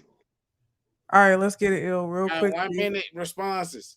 What was your transition like, good or bad? And then what jobs did you hold post-military? Who was that for? It's ill. Oh, Ill Will. Yeah, she asked that question. We forgot all about the question. Shit. That's why she asked again. That boy took off his do-rag and you muted. Quit his do-rag. Every thug needs a lady. Man, I'm muted. Bro, you muted. You muted. Come on. Bro, unmute yourself. I unmuted you. There you go, sir. There you go. You muted me. I didn't mute nothing. See, this is what I'm talking about. Niggas don't be having jokes unless I have a do-rag on. What was the question? Nigga, you ain't even paying attention. What the fuck? You was muted, motherfucker. We wasn't muted from you.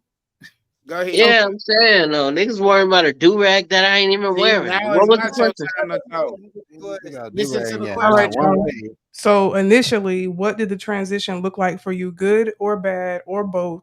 And what jobs did you hold? Civilian jobs did you hold? So the transition going into the military, I didn't even want to join. No. Out. Coming out, bro. Out. So the transition out of the military, I had no plan whatsoever when I got out of the military. I was 20 years old and I had a kid. And luckily, when I got out of the military, my mom she was dealing with this man that was a lot older than her. I would call him a sugar daddy, but he's a big Mr. Charlie. Yeah, something like that. Let me talk though, niggas. You feel me? This ain't on y'all. You feel me? So he was a sugar daddy. Yes, Charlie Wilson. Okay, listen, he was a sugar daddy and he was a Vietnam vet, and he got me. He's 100% already. So he put me into the VA, right? So if he wouldn't have known my mama, he was looking out for my mama's children, because he's a sugar daddy. That's his job. So he got me into the VA and shit like that. So without him, I probably wouldn't have, I probably would have been lost on some real shit. I'm not even gonna hold you. So Now I get a check from the VA every month because of him. You feel me? Because I didn't pay attention to a lot of shit that the Air Force was offering to me. Even when I joined them, when I joined the Air Force, it was just okay. I don't even want to be here. I'm just doing this because I'm here. And when I was in there, I was like, I don't like this, and they won't kick me out when I tell them I don't like this. So I sabotage that. And luckily, as I said, yeah, my mama's sugar daddy was already, you feel me? So he got me into that. So I can't even speak on nothing for real, for real. But that's a little bit of my story. Next. Okay, so for me, I was bitter. I'm a basically piggyback off of financial lead. I was bitter. Look at it in military terms. Go ahead. Because again, Piggyback caveat, yeah. because again, like he said, I did everything that y'all asked me to do. You know what I'm saying? Like there was never a time where you asked me to do something and I said I couldn't do it or I had an excuse, yada yada yada. So I'm just talking shit when I say scrimmage team because there are a lot of opportunities in the National Guard. I've been all over the world, even being in the Georgia National Guard. So it was bad. I didn't have a plan. And for those of you listening that are in or thinking about joining, like Gatti said, make sure you have a plan. You know what I'm saying? Even with forcing yourself out, you still had a plan. So still have a plan. You get what I'm saying? Like don't just get out and be looking stupid because there's no hot, wet rag for you when you ETS. You're on your own. So jobs I held post-military, I started off in finance, and then when times started getting rough, I found myself going back to like fast food. I remember one time I was being told that I was overqualified to work at fucking Taco Bell, and I was down bad. This was years ago. You know what I'm saying? Like, how the hell are you overqualified to work at a fast food restaurant? Give me the manager job then. They wasn't trying to hear that. You know what I mean? For real, the managers in the fast food industry, they plan on being there for a long time. So it ain't really, you know what I'm saying? Unless there's an opening, you might as well kill that. So question 3.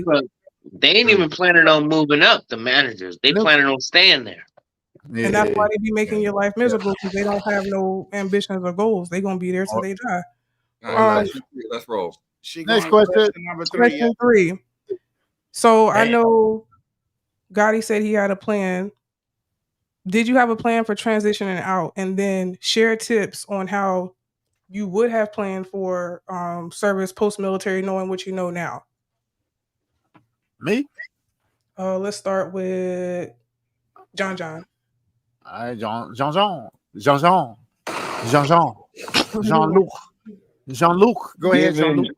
Given what I know now, I would have started my own damn business a long time ago. I would have used my benefits faster. I would have taken that money, transformed it into other things in order to make that money make money. And I would have just done my own thing and kept building with my brethren instead of submitting myself unto other men's authorities under a spiritual type guidance. Instead of, I should just stay with myself and just do my own thing. Wait a minute. Yeah. Sheesh. You good? He was just hitting the sound. Yeah. Had to. You said it's not valid right there. I said you said a valid point, so he was just hitting some sounds. Yeah, we good. That's just it. Knowing what I know now, hey Joe, hey hero, ain't that what they say? Hey hero, check this out. When you get ready to get out, all the benefits you got, check this out. Especially if the Army is the only thing you've ever known, right? You came in young, you got out, quote unquote, 30 in your mid 30s, right? That's the only thing you've ever known. So essentially, they letting you out into the world again at 18 or 19 years old because you went in at 17, 18, and that's the only thing you've ever known. You young as hell out here, but I hope you learned enough shit from grown men while you was in, so that when you get out, you ain't out here bumping your damn head like a little boy, though you're now 38, 39 years old, because you don't know how to live in the real world amongst the regular civilians that been out here living their whole life in the real world. We knew out here. So I got a question concerning to that right there, right? Yeah. So is that congruent to a person that's been incarcerated, like, and getting back out into the world? I could agree with that. I could agree with that. I could agree with that. Hey, Gatti, hey, Gatti, hold on. I'm asking him a question right now, bro. I'm asking him a question right now. When I'm ready to ask you one, then I'm Hey, bro, you getting real frisky with that button, bro. Just so y'all know, they're gonna be going forth on the H.O.G podcast. If you elaborate too long, we hitting that jump right there. Go ahead, bro. I would say for me, yeah, because even while I was in the military, I went to jail several times, and when I got out, I went to jail several times. And for me, the Most High, He could only talk to me when He sat my black ass behind some bars, because that's the only time I could really sit my ass down when He can deal with me. That's for me. You would say that it is similar. Yeah, that's for me though. That's for me. Okay. For life. That's for me. I had to go to jail. Some people ain't got to go to jail. They say a smart man learns from his mistakes. A wise man learns from the mistakes of others. I've always been the smart man, but now I'm starting to become the wise man. You feel me? Yeah. All right, go ahead. All right, so Gatti, give me the question again. I got you. you had a plan for transitioning out of service, so my question is going to be share some tips on how you would plan for life post-military, like to somebody who's either thinking about joining or already in. Oh, when you're thinking about joining, make sure your job worth shit outside of the military. And nobody's gonna give you that game. Nobody. Go combo. But what I did is when I joined the National Guard, Illinois National Guard, they told me it was only one job available, infantry, and that was an infantry unit down there. So what he made the mistake of doing is having to go pee after he told me that.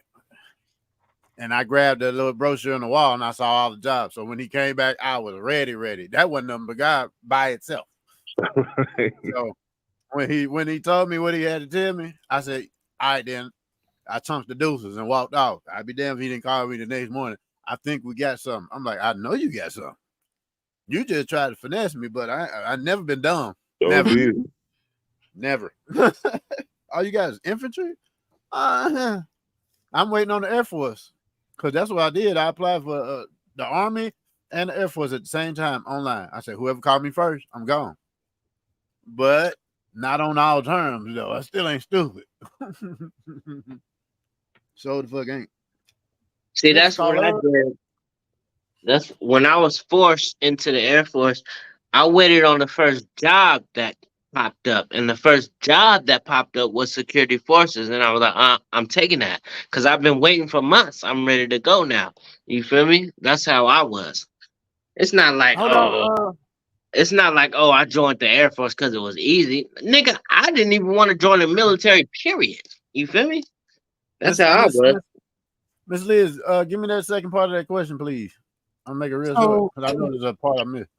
No, you good. So you got a soldier in front of you, right? Or a potential soldier in front of you. What advice would you give them as far as how to succeed post-military? Like, what transition tips would you give them? I mean, if you are available to get some college under your belt before you come in, it's going to put you at a higher rank. So you're able to excel faster if you pick up on shit. I mean, I came in fuzzy, nothing. There was people that came in with me, specialists already, and they were dumb as fuck. No street sense, no sense of urgency, no sense of you know what I mean? A lot of shit that survival skills. They had zero of that. They were just smart. You should have came in as officer. I ain't gonna lie. But they wasn't. They couldn't have been dumb as fuck. They came in as specialists. Yeah, but they wasn't dumb as fuck. I mean, I ain't gonna say we. Dumb to you. I'm from a place where you gotta know some book shit and you gotta know some street shit, and a lot of the shit that I've been through growing up, I went through basic training as a breeze because nothing was a challenge. Nothing was a challenge, bro. They had to teach. The only thing they had to teach me in basic that I really had to lock on to was teamwork because I was so used to doing shit by myself. See, and I feel that 100% what you just said, Gatti. Can I ask a question too before you go to the next joint? So you know, I got a lot of partners and a lot of people that's been involved in military, and sometimes a lot of them get out, and not like direct people that I know like next to me type stuff, but I know people that they may know that get out and don't have resources or can't get jobs or can't get houses. Some of them even homeless. What do y'all say to that type of stuff? Like, is it worth that fight? Bro, you have to. The VA has a homeless team. Okay, so it is. VA has a homeless team. Okay. Every Is VA that every has a homeless team. I'll about to Their jump in. job is to find you somewhere to stay. Can we talk about that real quick though? Because yeah, can we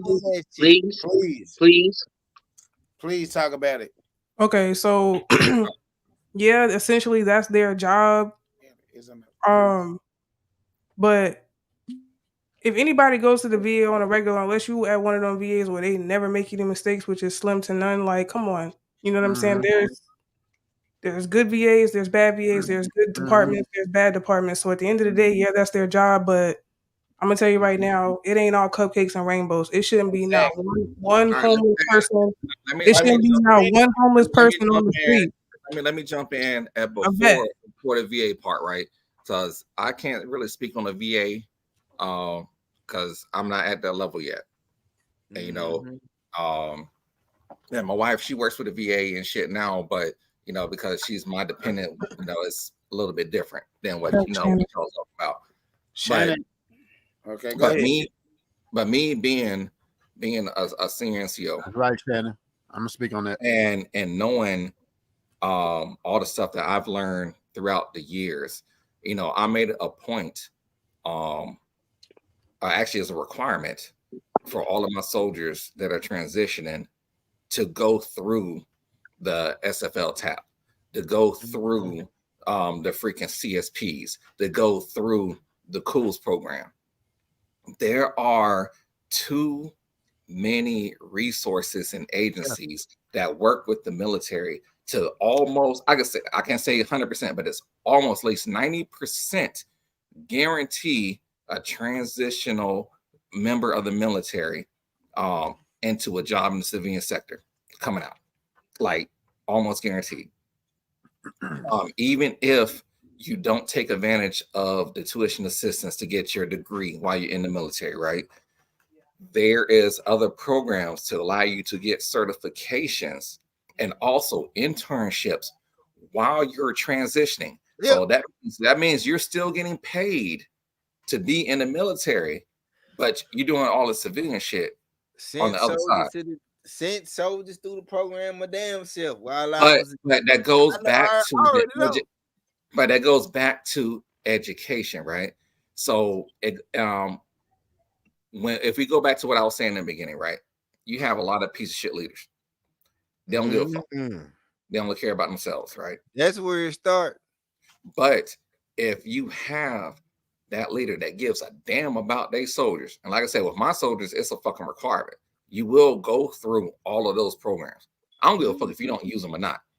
You will sit in all them classes to get the knowledge. But if you, as a transitioning soldier, go through that, there is no reason why you should not be successful on the other side while you're transitioning. Now, if you, for whatever reason, don't pay attention to those classes because you know you're just trying to do it to get out of work or whatever, right? A lot of those programs will still help you on the other side if you go back to them. They will still, you know, go out there and, you know, and do what they can do to try to get you a job or whatever, you know, to help you transition into the civilian world. Now, like I didn't, like my last 3 soldiers I didn't put through those programs. They didn't transition out 6-figure, you know, jobs off the rip. No degree. They just followed the process and did what they needed to do. Boom, done. I think what we get wrapped up at when we talk about this is a lot of people don't understand the military is not for everybody. Yeah, I got something to say about that. Like any other job, right? So, we could talk shit all day about, our job and what we do and blah, blah, blah, blah, right? But look back at it. Was that really meant for you? Nope. It would. You may have came into this job, based on your circumstances and situations and all that, right? Mm-hmm. But situations and circumstances change. Yeah. The question is, though, what you got to ask yourself, and this is where you have to be transparent with yourself. Are you changing with your situation? Are you changing with your conditions? My God. Can I ask you something? A lot of people are God. Can I ask you something? See, if I refuse to change based on my circumstances and situations, yeah, I probably would have been chaptered out a long time ago. You fucking right. But because I've had awesome mentors that come in to tell me, like, hey, bro, you falling off, you need to fix yourself, and this is how you do it, right? I learned to speak the language. I learned to talk the talk. It did not change me, but it helped me be able to speak to how everybody else is speaking. It made me be able to get on the level that everybody else is actually hearing, right? So I could talk all day. You could be hearing me all day, but you may not be listening. My mentors taught me how to speak in a language in which people would listen. See, that has everything to do with experience. You experience a lot, man. Wrong. No. You're not listening. It has to do with the people that came from not being experienced and learning. It has to do with the people that are willing to go down and tell you, hey, this is where you're fucking up. This is what you need to do to get to where you need to be. And then also it falls on me as the individual to be like, yes, I understand. I'm going to do what you're advising me to do. You can understand, but the twofold. So so the same. Feel me? Experience plays a part in that as well. So don't be not your personal experience. Exactly. You don't have experience. And with you not having experience, you don't know what you don't know. That's where until you experience that. Can I throw something in there? But that goes back to the trust that you have and people that are willing to mentor and guide you. You have to have those people that are in those positions to where you can earn their trust for mentorship and leadership. I know it's only a handful and it's only a select few. And I didn't came through the ranks. I was a fuzzy when I came in. And I didn't came to the ranks where I had leaders that weren't about shit. Hell, I got leaders now that's telling me about shit. But I refuse to let their character and what they do drive what I do for my soldiers. I got a question. I know what I've been through. I know what I've been through. And I know what I did not want to go through. And I refuse to allow anybody under me to go through that shit neither. So my thing is, along with military can teach NCOs how to do what they need to do, but there's still those individuals that's so fucked up in the head. PTSD might be way worse. You know what I mean? There are cases where, once a soldier's mental mind state is kind of fucked up, the Army want to get rid of them ASAP. There's no time to get a real transition to heal self, to go get the job. This is the reason why a lot of these guys are homeless and fucked up, and they have benefits, and they go use those benefits to get drugs, and they on the street because there's no real transition for them to get out to heal and then process and then go back out. There was you fucked up, you had a gun, you did this, I'm kicking you out. There's no real you can have the best NCOs in the world, but they got a timeline. 2 weeks, we don't process the paperwork, you going to home a record. There's no time to process back into real life. And the NCO is not going to be there with you once you get to their home of record, once they fly you where you need to go. You can have that shit in the back of his mind, but once they get back out there, they on your own. And the army, the military, don't give a fuck. They're not gonna chase you to make sure you straight, especially if you really fucked up to the point where you can't focus. Like my brother, he blessed to I mean, he got things that he go through, but he's also blessed to be able to reel it in some type of way on the majority level. But we still talk amongst men who can understand what he's going through somewhat and support him somewhat. Everybody don't have that. Like I wouldn't have had how they was trying to get rid of me and kick me out to my non-home of record. I would have just been homeless instantly, hoping I had a little change in my pocket, knowing shit fucked up, knowing where I'm going, I'm not gonna have the support, blase. But mentally, I was still strong, but I was strong enough to not let them fuck me over in the first place, the way they was trying to kick me out. And Gotti, I can understand. I got out a certain type of way that I'm not even gonna speak of. I could really understand where you're coming from. I can understand where you're coming from with that. But how that's my question. As you, this is my question now. And I got you as a person that's telling them, you know what I mean, you advising, because at this point, once they get that DD 214, where we going? Like for somebody who's, they fucked up, especially if it's somebody that's on suicide watch. You know what I mean? Just got to sit in the barracks with somebody outside the room and shit like that. And next week they gone. They no longer, quote unquote, the military's problem. Where they going? So yes. No, I got you, bro. So it goes back to the education process, right?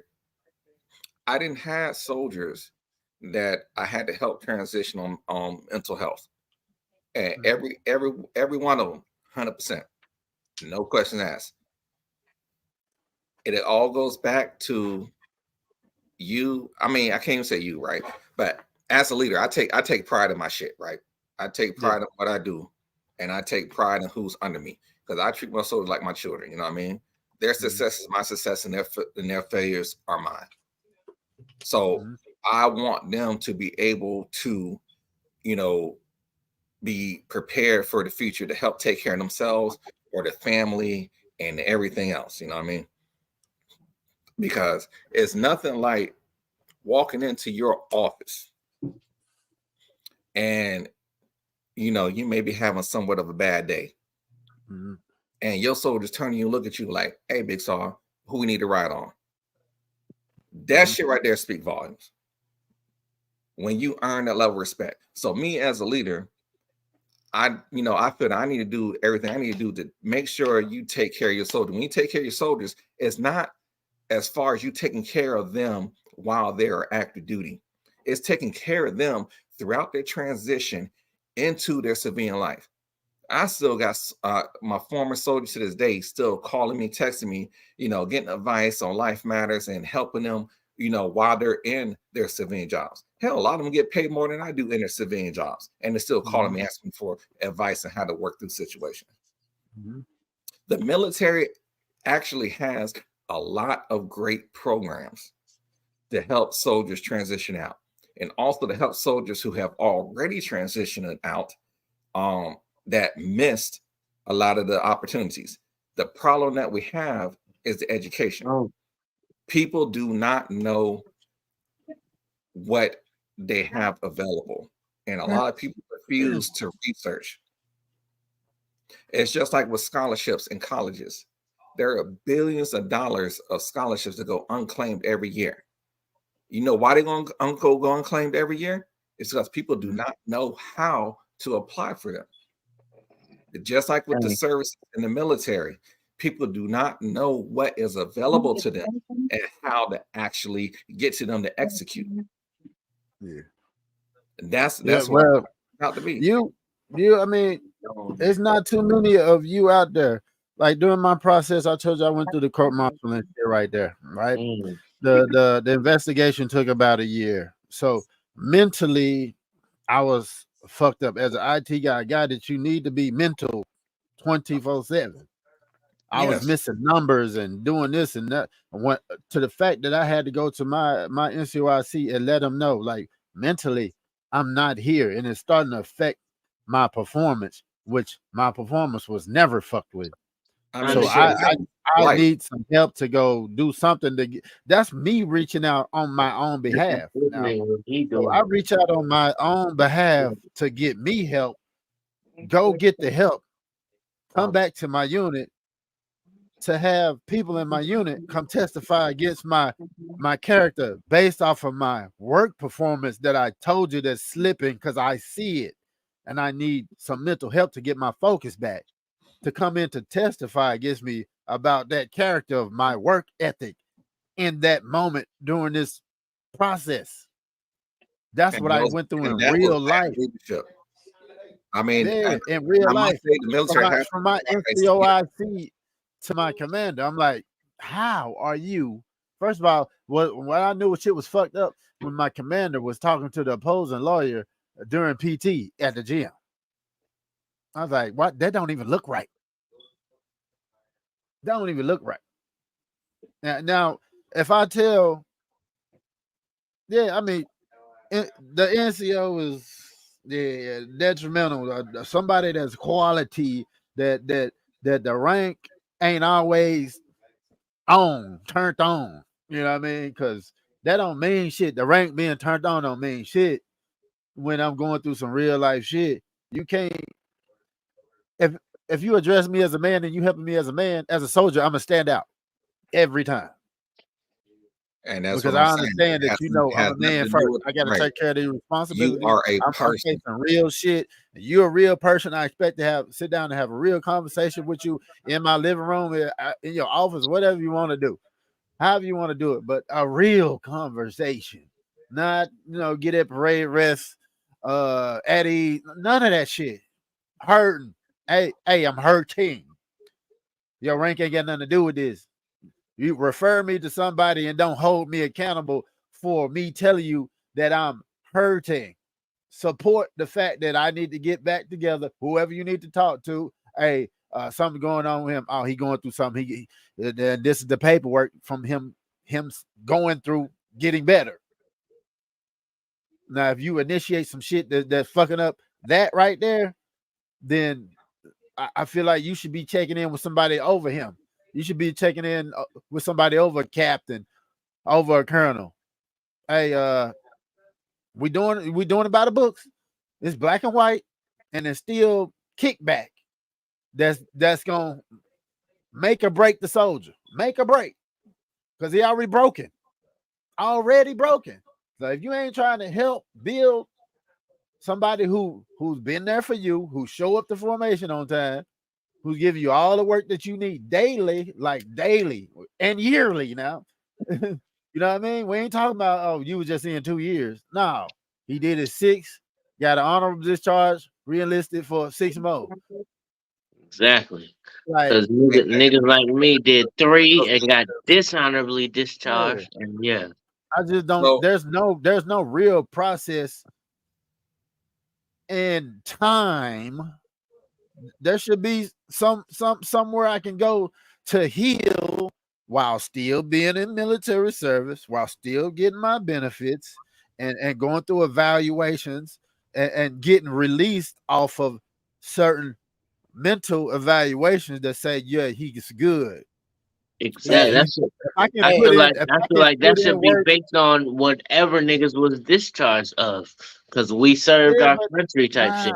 I'm not talking about discharge. I'm talking about the same way that you can put into education benefit and then keep that education benefit for life. There should be a benefit where I can process myself and make sure I'm straight. I ain't got to go to PT and blase.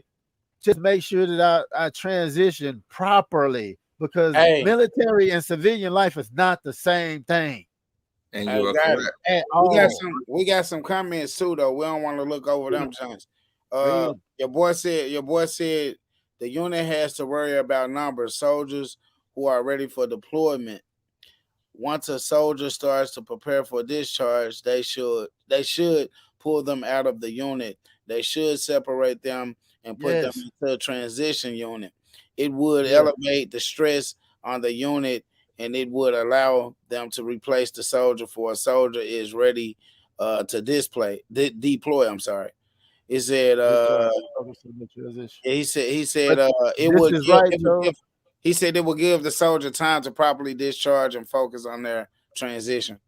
So hold on right there. When I got the RTD to come back to my unit, and they knew they was initiating chapter paperwork. Tell me why you still giving me mandatory training that I must get done because I'm flagging red because I'm not. This is overdue and this is overdue. I'm because like, what the fuck am I overdue for when you initiate paperwork to kick a nigga out? Fuck y'all and fuck y'all paperwork. I will be right here. Put me somewhere where y'all don't have to see me. How the fuck is it mandatory? And you got me as an IT person 9.5 years training some veterinary and have the motherfucking balls to ask me to train 2 veterinarians to do my job in the 30 days that you trying to kick me out. Fuck you. Hey, she got another question. Yo. So Nick, go ahead. Hold on before you go though. I'm gonna let this read this next comment. Okay. It said also when a soldier is transitioning, they should be enrolled into a VFW and have a VA rep personally assigned to them in the location of where they're going to be living at. This will provide more VA/VFW jobs, and it would help with the soldier who has transitioned out of the Army. That person have been in, they done been involved. I agree with that, both of those comments. Okay. Now what's your hold on, let me hit the horn, but what's your next joint? Cause we got I think you got like 2 more left. We only got to 3. We got we at let me see. So Jay Scott, he talked about resources on the active duty side. Can you elaborate on those acronyms for people who don't know what they are? And I do agree with you. Like, you will stand out, NCO. There's not a lot like you. So yeah, you guys are doing y'all thing, like you and Lee doing y'all thing to like push the information down. But if you don't know, you just don't know. So when you have those soldiers who don't know, and then let's say you under some fucked up ass leadership, you really out there left in the cold. Like nobody told me or helped me about no VA benefits until 2 years after I got out. I didn't know what a VFW. What the fuck? I didn't know what a VFW was until like 5 years post transition. You know what I'm saying? She's right. I didn't know what med board was. None of that. None of it. Like she said, none of it. I mean, and she's not wrong. You know, like I said, I reached 21 years in about 1 week, and I still don't know all the shit that everybody know. You know, I'm learning through my soldiers. Mm-hmm. You know, they come back, give me the feedback, you know, whatever. Mm-hmm. That's how I'm learning a lot of this shit, right? But you have your SFL tap, right? That was your original transition from active duty to civilian life, right? That's supposed to teach you how to write a resume, you know, how to look for a job interview. Yeah, everything. You know, It's actually supposed to put you out there in the industries that you qualify for jobs in. Right. But then the military took it to another level, right? So then they started the CSP, the Career Skills Program. That is where you go and you actually intern. Yep. With, you know, at organizations and the whole time other jobs, industries, right? To where those industries would hire you just based off of you completing the program. And right now they have about a 90% placement rate. So a lot of soldiers don't know that. And that is like one of the biggest things right now, you know, is that CSP. But then also the military has this thing called the COOLS program. The COOLS is where, and that shit is not new. It's not new. It's been out there for a long time. New. When you was in, when you was in real talk, the cool program existed. When my wife was in, and she got out in 08, the cool program existed. Go ahead, bro. All right, so, and I just found out about this like probably within the last 3 years, which is crazy, right? Because I'm almost at 21 years. I found out about 3 years ago. So the Cools program is to where the military takes your MOS, the job that you've been paid to do, and aligns you with certification programs in that same field. Yep. So you get free certifications based on you just passing your advanced individual training, your AIT, and working your job. Never heard of it. A lot of people have not. What? But it's out there. And that's what it's literally called the COOL.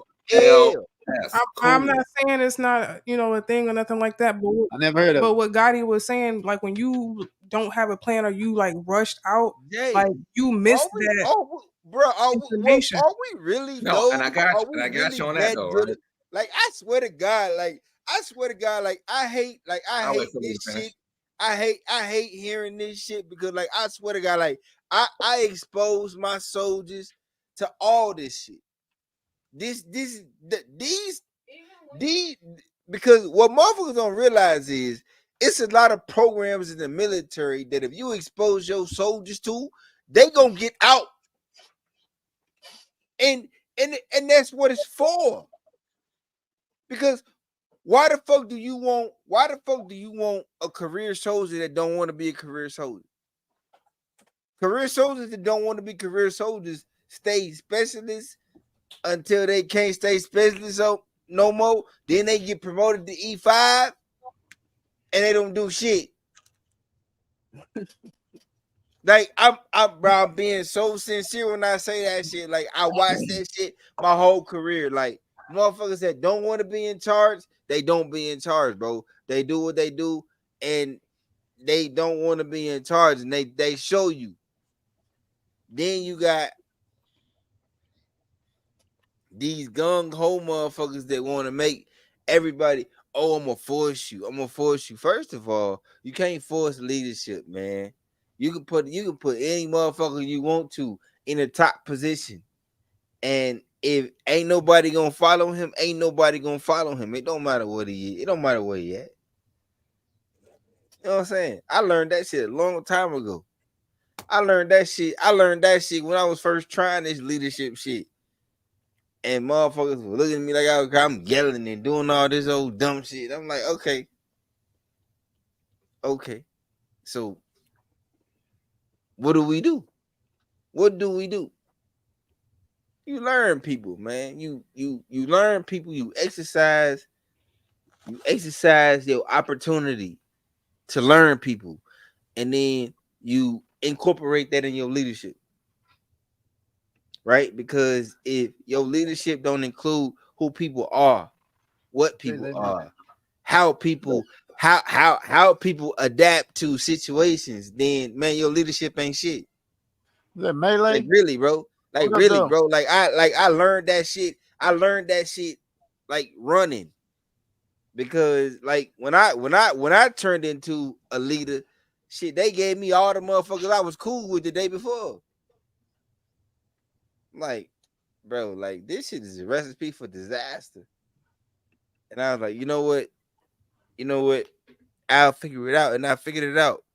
And like it wasn't a situation where like, oh well, you gotta treat it like this, or you gotta treat. I was like, no, it's. I was like, look, man, y'all know what it is, because we was cool yesterday. Y'all watched this shit. Y'all watched it go down. Y'all know what it is.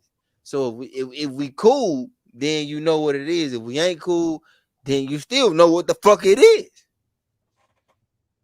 Who cares? Because at the end of the day, it is what it is, right? Am I wrong? Am I right or wrong, Jake? You're right. Hey, it is what it is. It is what it is. It is what it is. Hey, so if y'all have if y'all knew what y'all knew now, right?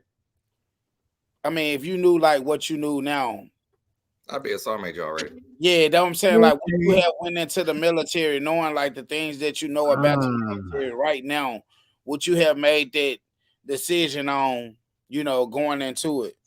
I would be the regimental. I would be the finance regimental sergeant major right now. Okay. Right now. Hey, we got a comment too, though. We got a comment. Let's get into that before she goes. Hold on. Go ahead. I'm about to answer before she go into her next question, because we don't want to I want to answer that. I got the answer to this question too, because I get this all the time. 1 second. So it said you can only do CSP in your unit. I mean, you can only do the CSP if your unit approves of it. Mm-hmm. If your unit has high, what's that? Op tempo, whatever that means. That's y'all term. Most won't approve of it. The cool programs, some of them require you to pay for it when it should be free. Now, what was the question before? What? That question before. Oh no, he was just replying to what y'all was saying. I'm talking about that question you just asked Lee. Lee, the question I said, so if you knew what you knew now, would you have went into the military, at the time that you did? I went into the military to first of all, take care of my daughter. Second, to take advantage of that education benefit, because I wanted to design cars. Okay. So I chose IT related field because I knew it was going to help me once I went to school in California. Yep. For designing cars and shit. So yeah. Give me the question again. I'm missing something. Now, if I got to give it again, it's the sauce. No, it's the sauce. Because I got a quick point. I ain't about to tear it on. I said so. Like, I got you. Never mind. So, my first 6, I would have got all the certifications if I would have known how much I was worth outside of the military. My first 6, I would have been certed up and got out, and did the same job as a civilian, making way more money. That's all. Hello. Mm-hmm. You want to say something, John?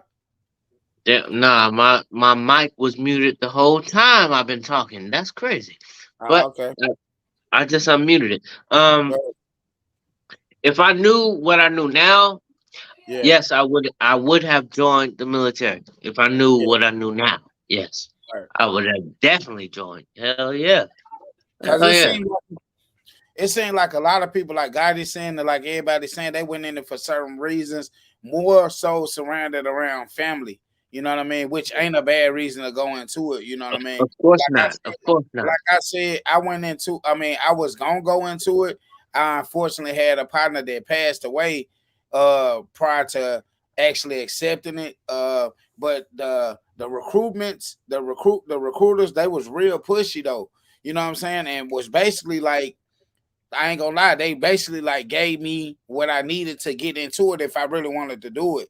Other options just came up to where, like, after my friend passed away that I was gonna go into the Navy with, it kind of discouraged me to go just on my own, and I went another route, went to college upstate, you know what I'm saying, and then, get to the place I'm at now though. So I don't know, maybe like she said, maybe God had something else for me. Maybe it wasn't for me to go into that situation, Can I say something? Yeah. About the recruiters, like, they got their own agendas too. I know. Every recruiter ain't gonna be the same. You know what I mean? Right. So like when I like to speak from experience. When I speak from mine, the recruiter that I had, he trying to just fulfill his quote unquote quote. Yeah. You feel me? Yeah. So he right. You feel me? He snatched the nigga up. I didn't know what the fuck I was doing. You know what I mean? Oh, he talking all this money. Oh yeah, sound good. All right, cool. But every recruiter ain't like that. You got some recruiters that's gonna keep it real with you. You know what I mean? There's a reason behind all that, though. That's all I want to say. It's a sad reason, but there's a reason behind all that. Yeah. What is the reason? Since my early 20s, I always felt like there was a quota to be met. No, there is a quota. There is a quota. There is a quota. Like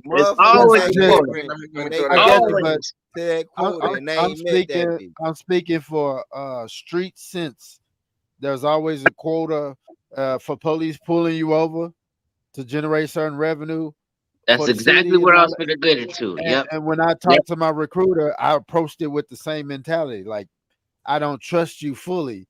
I know you trying to reach a certain type of quota to get me in here for a benefit for you. Exactly. That's why I didn't just accept anything. Right. Because he was saying too much shit. Yeah, I'm gonna take you to a Cubs game. I'm like, I don't want that. But see, that's what I'm saying. You got some recruiters. You got some recruiters that will manipulate their job because maybe you young as fuck. Like when I joined, I was 17. My guardian had to sign for me type shit. Like you never know type shit like that. You know what I'm saying? Like I don't know what my recruiter was on, but to me, at the age that I was at, I was just hearing the money. You know what I mean? So you don't know. It just depends. It just depends. Hey, real talk on Vince. Go ahead and go to your next situation. So we're gonna make this the last question. Okay. How did your transition into the civilian world affect your everyday life? Who want to answer that first? You? Who, me? Oh. You will? Oh, yeah. This thing, of course, Gatti gonna say me. That's crazy. How did it affect my everyday life? Shit. Honestly, since I was so young, it affected my life drastically because, as I said before, now there's a lot that I can say that I'm not saying that would tie into this, but I can't get into all that because we don't got enough time. But if this guy that was in my mom's life didn't fucking help me with the VA, yeah, I'll probably be lost. I'll probably be in the streets. I'll probably be locked up. I'll probably be dead. I don't know because I know the life that my family holds, and I know, you feel me? So, joining the military has led me to the life that I'm at now. That's why I like to say everything that happens for a reason or wouldn't have happened. I'm in Germany right now, right? Based on me just joining the military. This is where I'm at. So I feel like all I can say is everything happens for a reason, man. That's all I really can say because this is the life I'm living right now. You know what I mean? That's all I can say. And I'm good. This nigga. Who did that? Gatti? No. That was Gatti. Go ahead. Who next? Gatti, you gonna answer that? Yeah. Hold on. Before, can we get y'all want to go to the to these comments, or you want to go ahead and everybody answer, and then we go to the comments? Nah, hit the comments because we've been neglecting them for a minute. All right. So it said. So the first one said, my great. Hold on. Let me get it to my big grandfather. Is that you, Melee? Go ahead and read, bro. You want me to read it? Yeah, go ahead. You said you was gonna take it. That's your job. Yeah, one shot. I didn't say that. My great grandfather. This nigga said great. How many greats? Hold on. No, see? That's why we want you to read the comments. My great grandfather, my grandfather, my grandfather, my mother, my uncles, cousins, and myself have served, and throughout the years it has improved, but it's still so far from being where it should be when you transition. Facts of life. Okay. And then I heard that. It still sounds weird though. He said this as well. When you sign up, they don't properly explain to you how promotion works. Facts of fucking life. There are levels to being selected for promotions, especially for command sergeant major and sergeant major. For example, I had so many soldiers say they were going to be sergeant major of the Army, and I had to tell them that they could never be because they were not a combat arms MOS. They don't explain that to you as you move up. there are few slots, especially in MOSs too, and that's what fucked me up. You don't really think about it until you make E6, but then there are so many things you would have did differently if you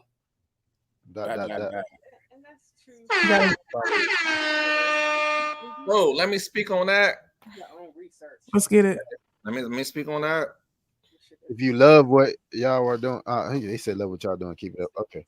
Thank you, G Lee. All right, hey, let me jump in on that shit right there, right? Because the top. Come on. All right, I'll wait for him to pop them in the big box, but okay. So the last comment, yeah, that shit's real. Like,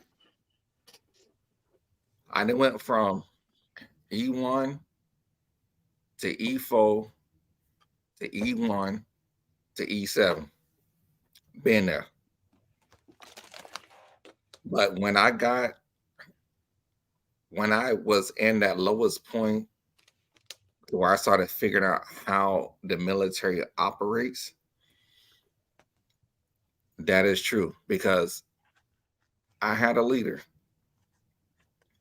She came to me, a sergeant major. She's a sergeant major now. She was like, you keep talking about you want to get promoted. I see you had a potential. You running every shot. You walk into place and you own that shit. Like, that is you. And you want to get promoted, but you're not promoted. Tell me what regulation is for promotions. And I'm sitting there looking at her like, huh? And she's like, and that's why you're not promoted. It goes back to the freaking education. If you do not take as an individual what you need to do what you need to do, if you don't go, and a lot of stuff's on Google. Google the shit. If you don't do the bare minimum to get you to where you want to be, to a person that from the outside, that shows that it is not important to you. Which means, why should it be important to anybody else? What about this though? What about this though? Because you got to think about it. Their target as a recruiter is 17, 18, 19. When you think about that age demographic, they're gullible. They're not thinking about, let me figure out. Not, some of them are. They're like high speed or whatever. But basic training, they mold you to think, you do what you're supposed to do, you get promoted. They're not telling you what the regulation is to get promoted. That's what I'm saying. So what you're looking at was you talking about something different right now, right? So you talk about recruiters, right? So you got to realize, recruiter, right? Being a recruiter, sometimes it's an additional duty, sometimes it's an actual job, right? And I like to speak on this a lot because in the military, suicide is a big deal. Right. The biggest MOS in the military, or the biggest job in the military with the most suicides, are recruiters. And that is because recruiters are on the most freaking pressure to get people to enlist. Now, I'm not saying that a lot of the tactics that they use are, should be used. I didn't know that. But a lot of recruiters do what they have to do to recruit people, because for a lot of these guys and girls, their quotas means their career. X. Being a recruiter, their career is on the line for a lot of these stations. Now, the military has done a lot of changes within the last few years to reduce that stress. But I know when a lot of you guys came in, that is what it was. They were pushing that agenda hard, on the recruiters. Right. And recruiters would do whatever they had to do. Thanks. Now me, I'm not a politician. I'm not a politics guy. Never was, probably never will. That's just how I am. Because, I believe that lying does not get you to where you need to be. You know, just real talk, real facts. That's how I go. But for the recruiter aspect of it, a lot of them don't see that, and a lot of these recruiters are young. And they're, you know, the way that they're taught is like, hey, if you don't recruit X amount of individuals every month, we're gonna give you a bad eval. You're gonna get kicked out of the army. Your life is over. Right. So the recruiter's gonna do everything they gotta do, right? So this comes down to motherfuckers saying, I'm doing my job. Right. So what, and this is what I educate my soldiers on. It goes back to you as the recruit. Yes, your recruiter could have lied to you. Fuck, your first squad leader could have lied to you. But you as that individual soldier, individual airman, individual sailor, right? What did you do to solidify? What did you do to secure what you need to do to get to the next rank, to get to the next position? What have you done? And you can't say, and you can't say you didn't know, because I understand there's only so much of, you know, you don't know what you don't know. But with the way technology is today, the way technology was 10 years ago, Google was out. Google came out in 95. What have you done as an individual to help yourself? Because right now, way a lot of soldiers and airmen and sailors are, and Marines are right now, oh, the military is so screwed up. The military did me dirty, right? But what have you done as an individual to secure your place? What have you done as an individual to make sure you are taken care of? That is what I challenge that's why I challenge all of my soldiers now today. And I guarantee you, all of them transition out. Can I ask on the positive side? So, as a leader, are you giving them the tools to what you just said? Like, are you giving them the tools so we're like they know what to do after, or what to do in the situation that you're explaining right now? Or yes, because that's my job. Okay. Are you a recruiter? Are you a recruiter? I can't even say that's my job. Me as an individual. He's talking about advancing in the ranks.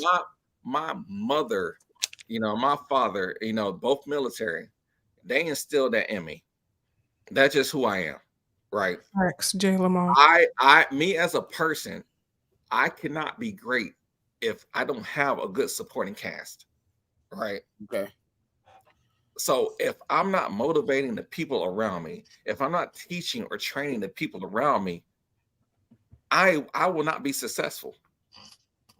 Okay. And that's how I go through everything.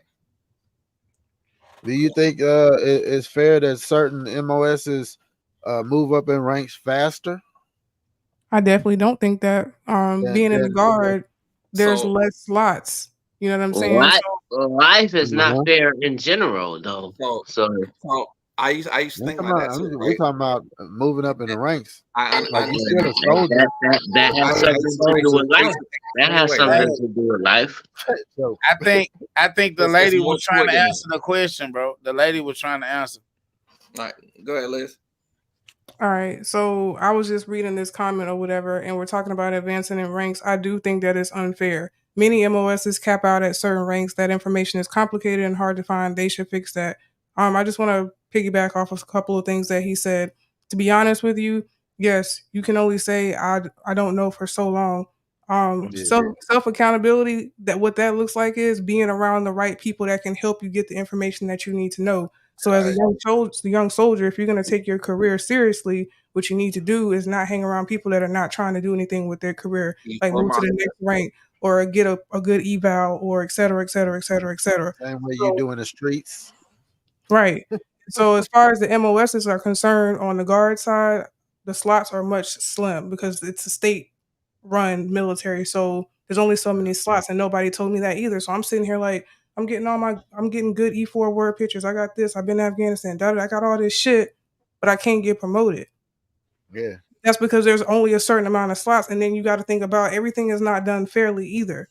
To piggyback off of the recruiting situation, they're like used car salesmen. Anybody who's thinking about joining think about them that way. They don't mean to be that way, but like he said, they have to meet their quota, and if they don't, their livelihood is fucked up. And I feel like that whole operation in itself is fucked up. So I'm going to sit up here and make you all these false promises or give you all this fake whatever so that my family can eat, and you're sitting here on the back end fucked. You know what I'm saying? How does that work? You don't push me back into the workforce as far as doing my job. You trying to kick me out. That right there is fucked up to me. Just that, thinking about that. Like, I'm fucked up. I ain't bringing up enough people. Maybe I'm not good at this. Just send me back to do my MOS. Yeah, they did that to me. They put me on 8 orders for recruiting, and I was on that bitch for like 60 days.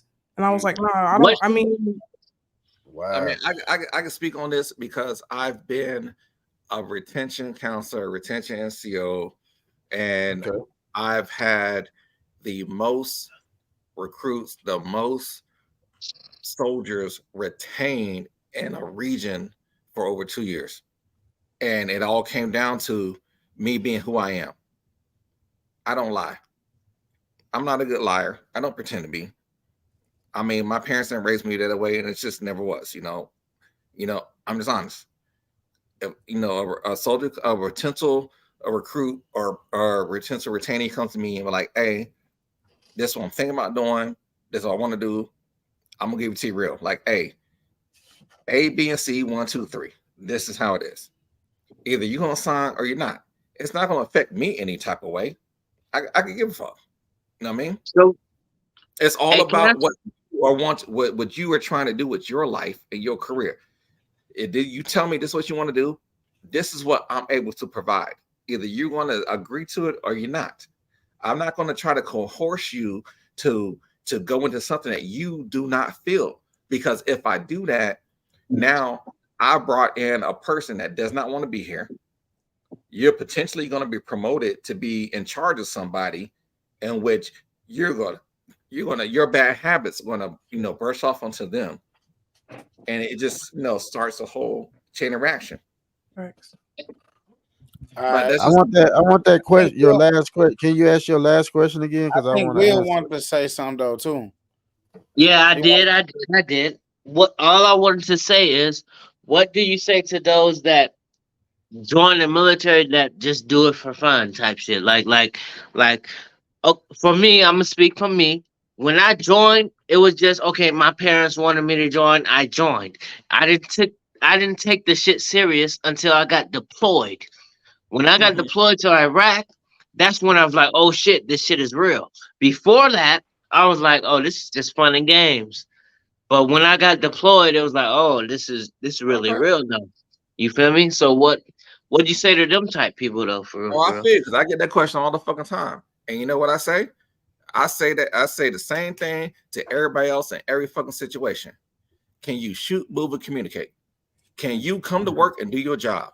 I don't give a fuck why you joined the military. I don't give a fuck why you're still here standing in front of me.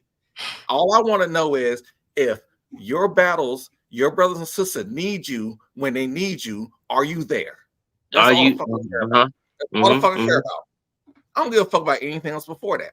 I just know at the end of the day, if we go out there on that rotation, on that patrol, on that mission, are you got my back to help us all come back safely? That's all the fuck I give a care about. That's all I care.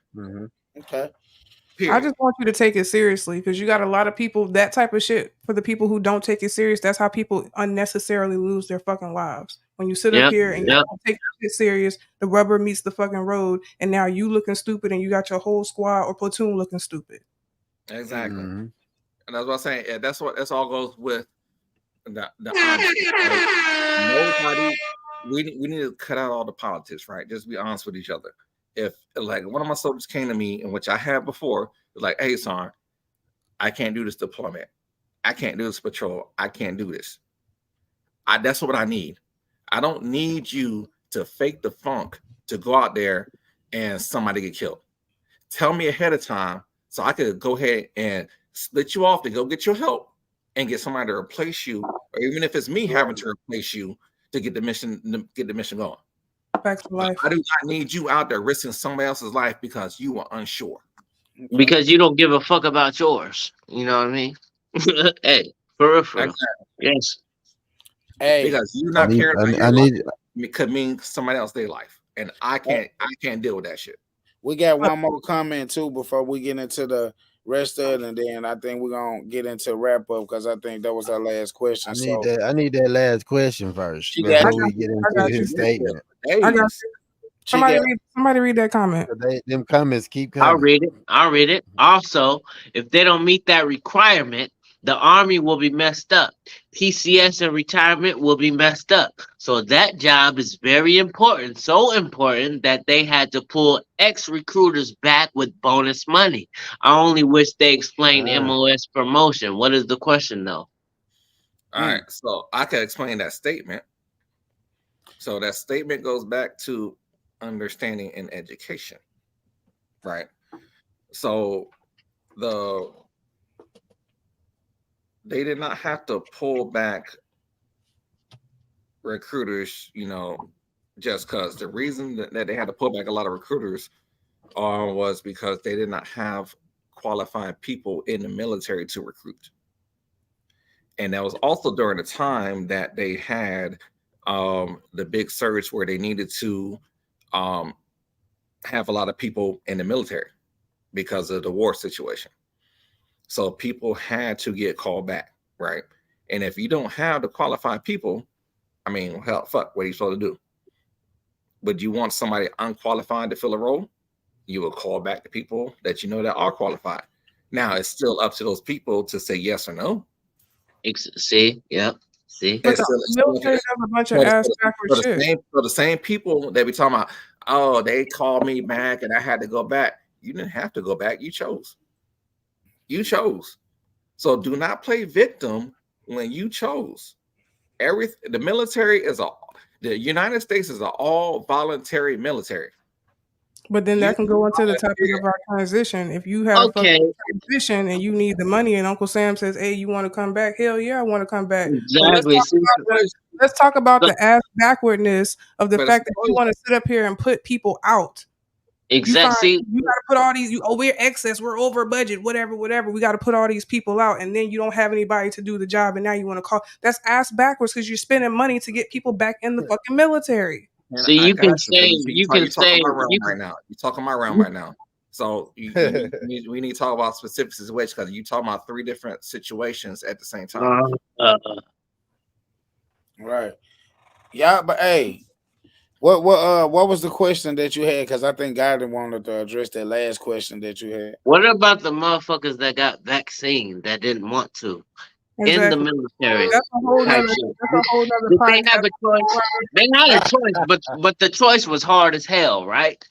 This man keep asking questions and answering questions, man. We trying to get to one specific and stay on the straight line. You got ADHD or something, don't I got everything, nigga. Yeah. last question. So, how did your transition into the civilian world affect your everyday life? That wouldn't apply to John because he was med boarded. So, if you had to have a job and deal with that whole shebang, what did that look like for you? Got it. I mean, it forced me to really not trust nobody. It forced me to really go out and get it for myself, and not ask nobody to really be there to support me. It forced me to educate myself so I wouldn't have to ask nobody for shit. You know what I mean? That whole transition forced me into the highest form of survival possible, which is working for yourself. So that's what it did. The skill that they taught me that I know is lucrative, but I would have to not have to, but I don't want to fall back into your system, even as a civilian, to be subject to anything you say I need to do at y'all pace and distance. Y'all pace and distance. No, it really turned me into a monster for myself. I mean, I love me now. I love the fact that if I don't know it, I'm gonna go get it, and it's gonna be there for life. and I can pass it down to my kids. I can pass it to one of my brothers. I can take my body and give myself up for people I believe in that don't have what I had. Pause. Yep. I'm taking certain, I'm taking certain disciplines that I believe in. This is one thing I do just in relationships, and not only just the military. I take something good out of everything bad. Any relationship I was in, I don't care if it was how to roll up better. I took that from a fucked up situation, and now all these little tidbits turn me into a different monster that can educate people around me. That makes me a better person, and it also made me operate in a space where if my peace ain't in it, I ain't doing it, regardless of how lucrative it is or something. My peace ain't in it, you won't find me there. Facts. If it ain't snowing, it ain't going. If it, If it you ain't feel me? snowing, That's it what ain't it's going. saying. Stupid. Hey, so in Stupid. I think these gonna be in the lines of closing. Like, what do you like? Each individual too. I wanna kind of like an answer from each individual, starting with real talk on Vits.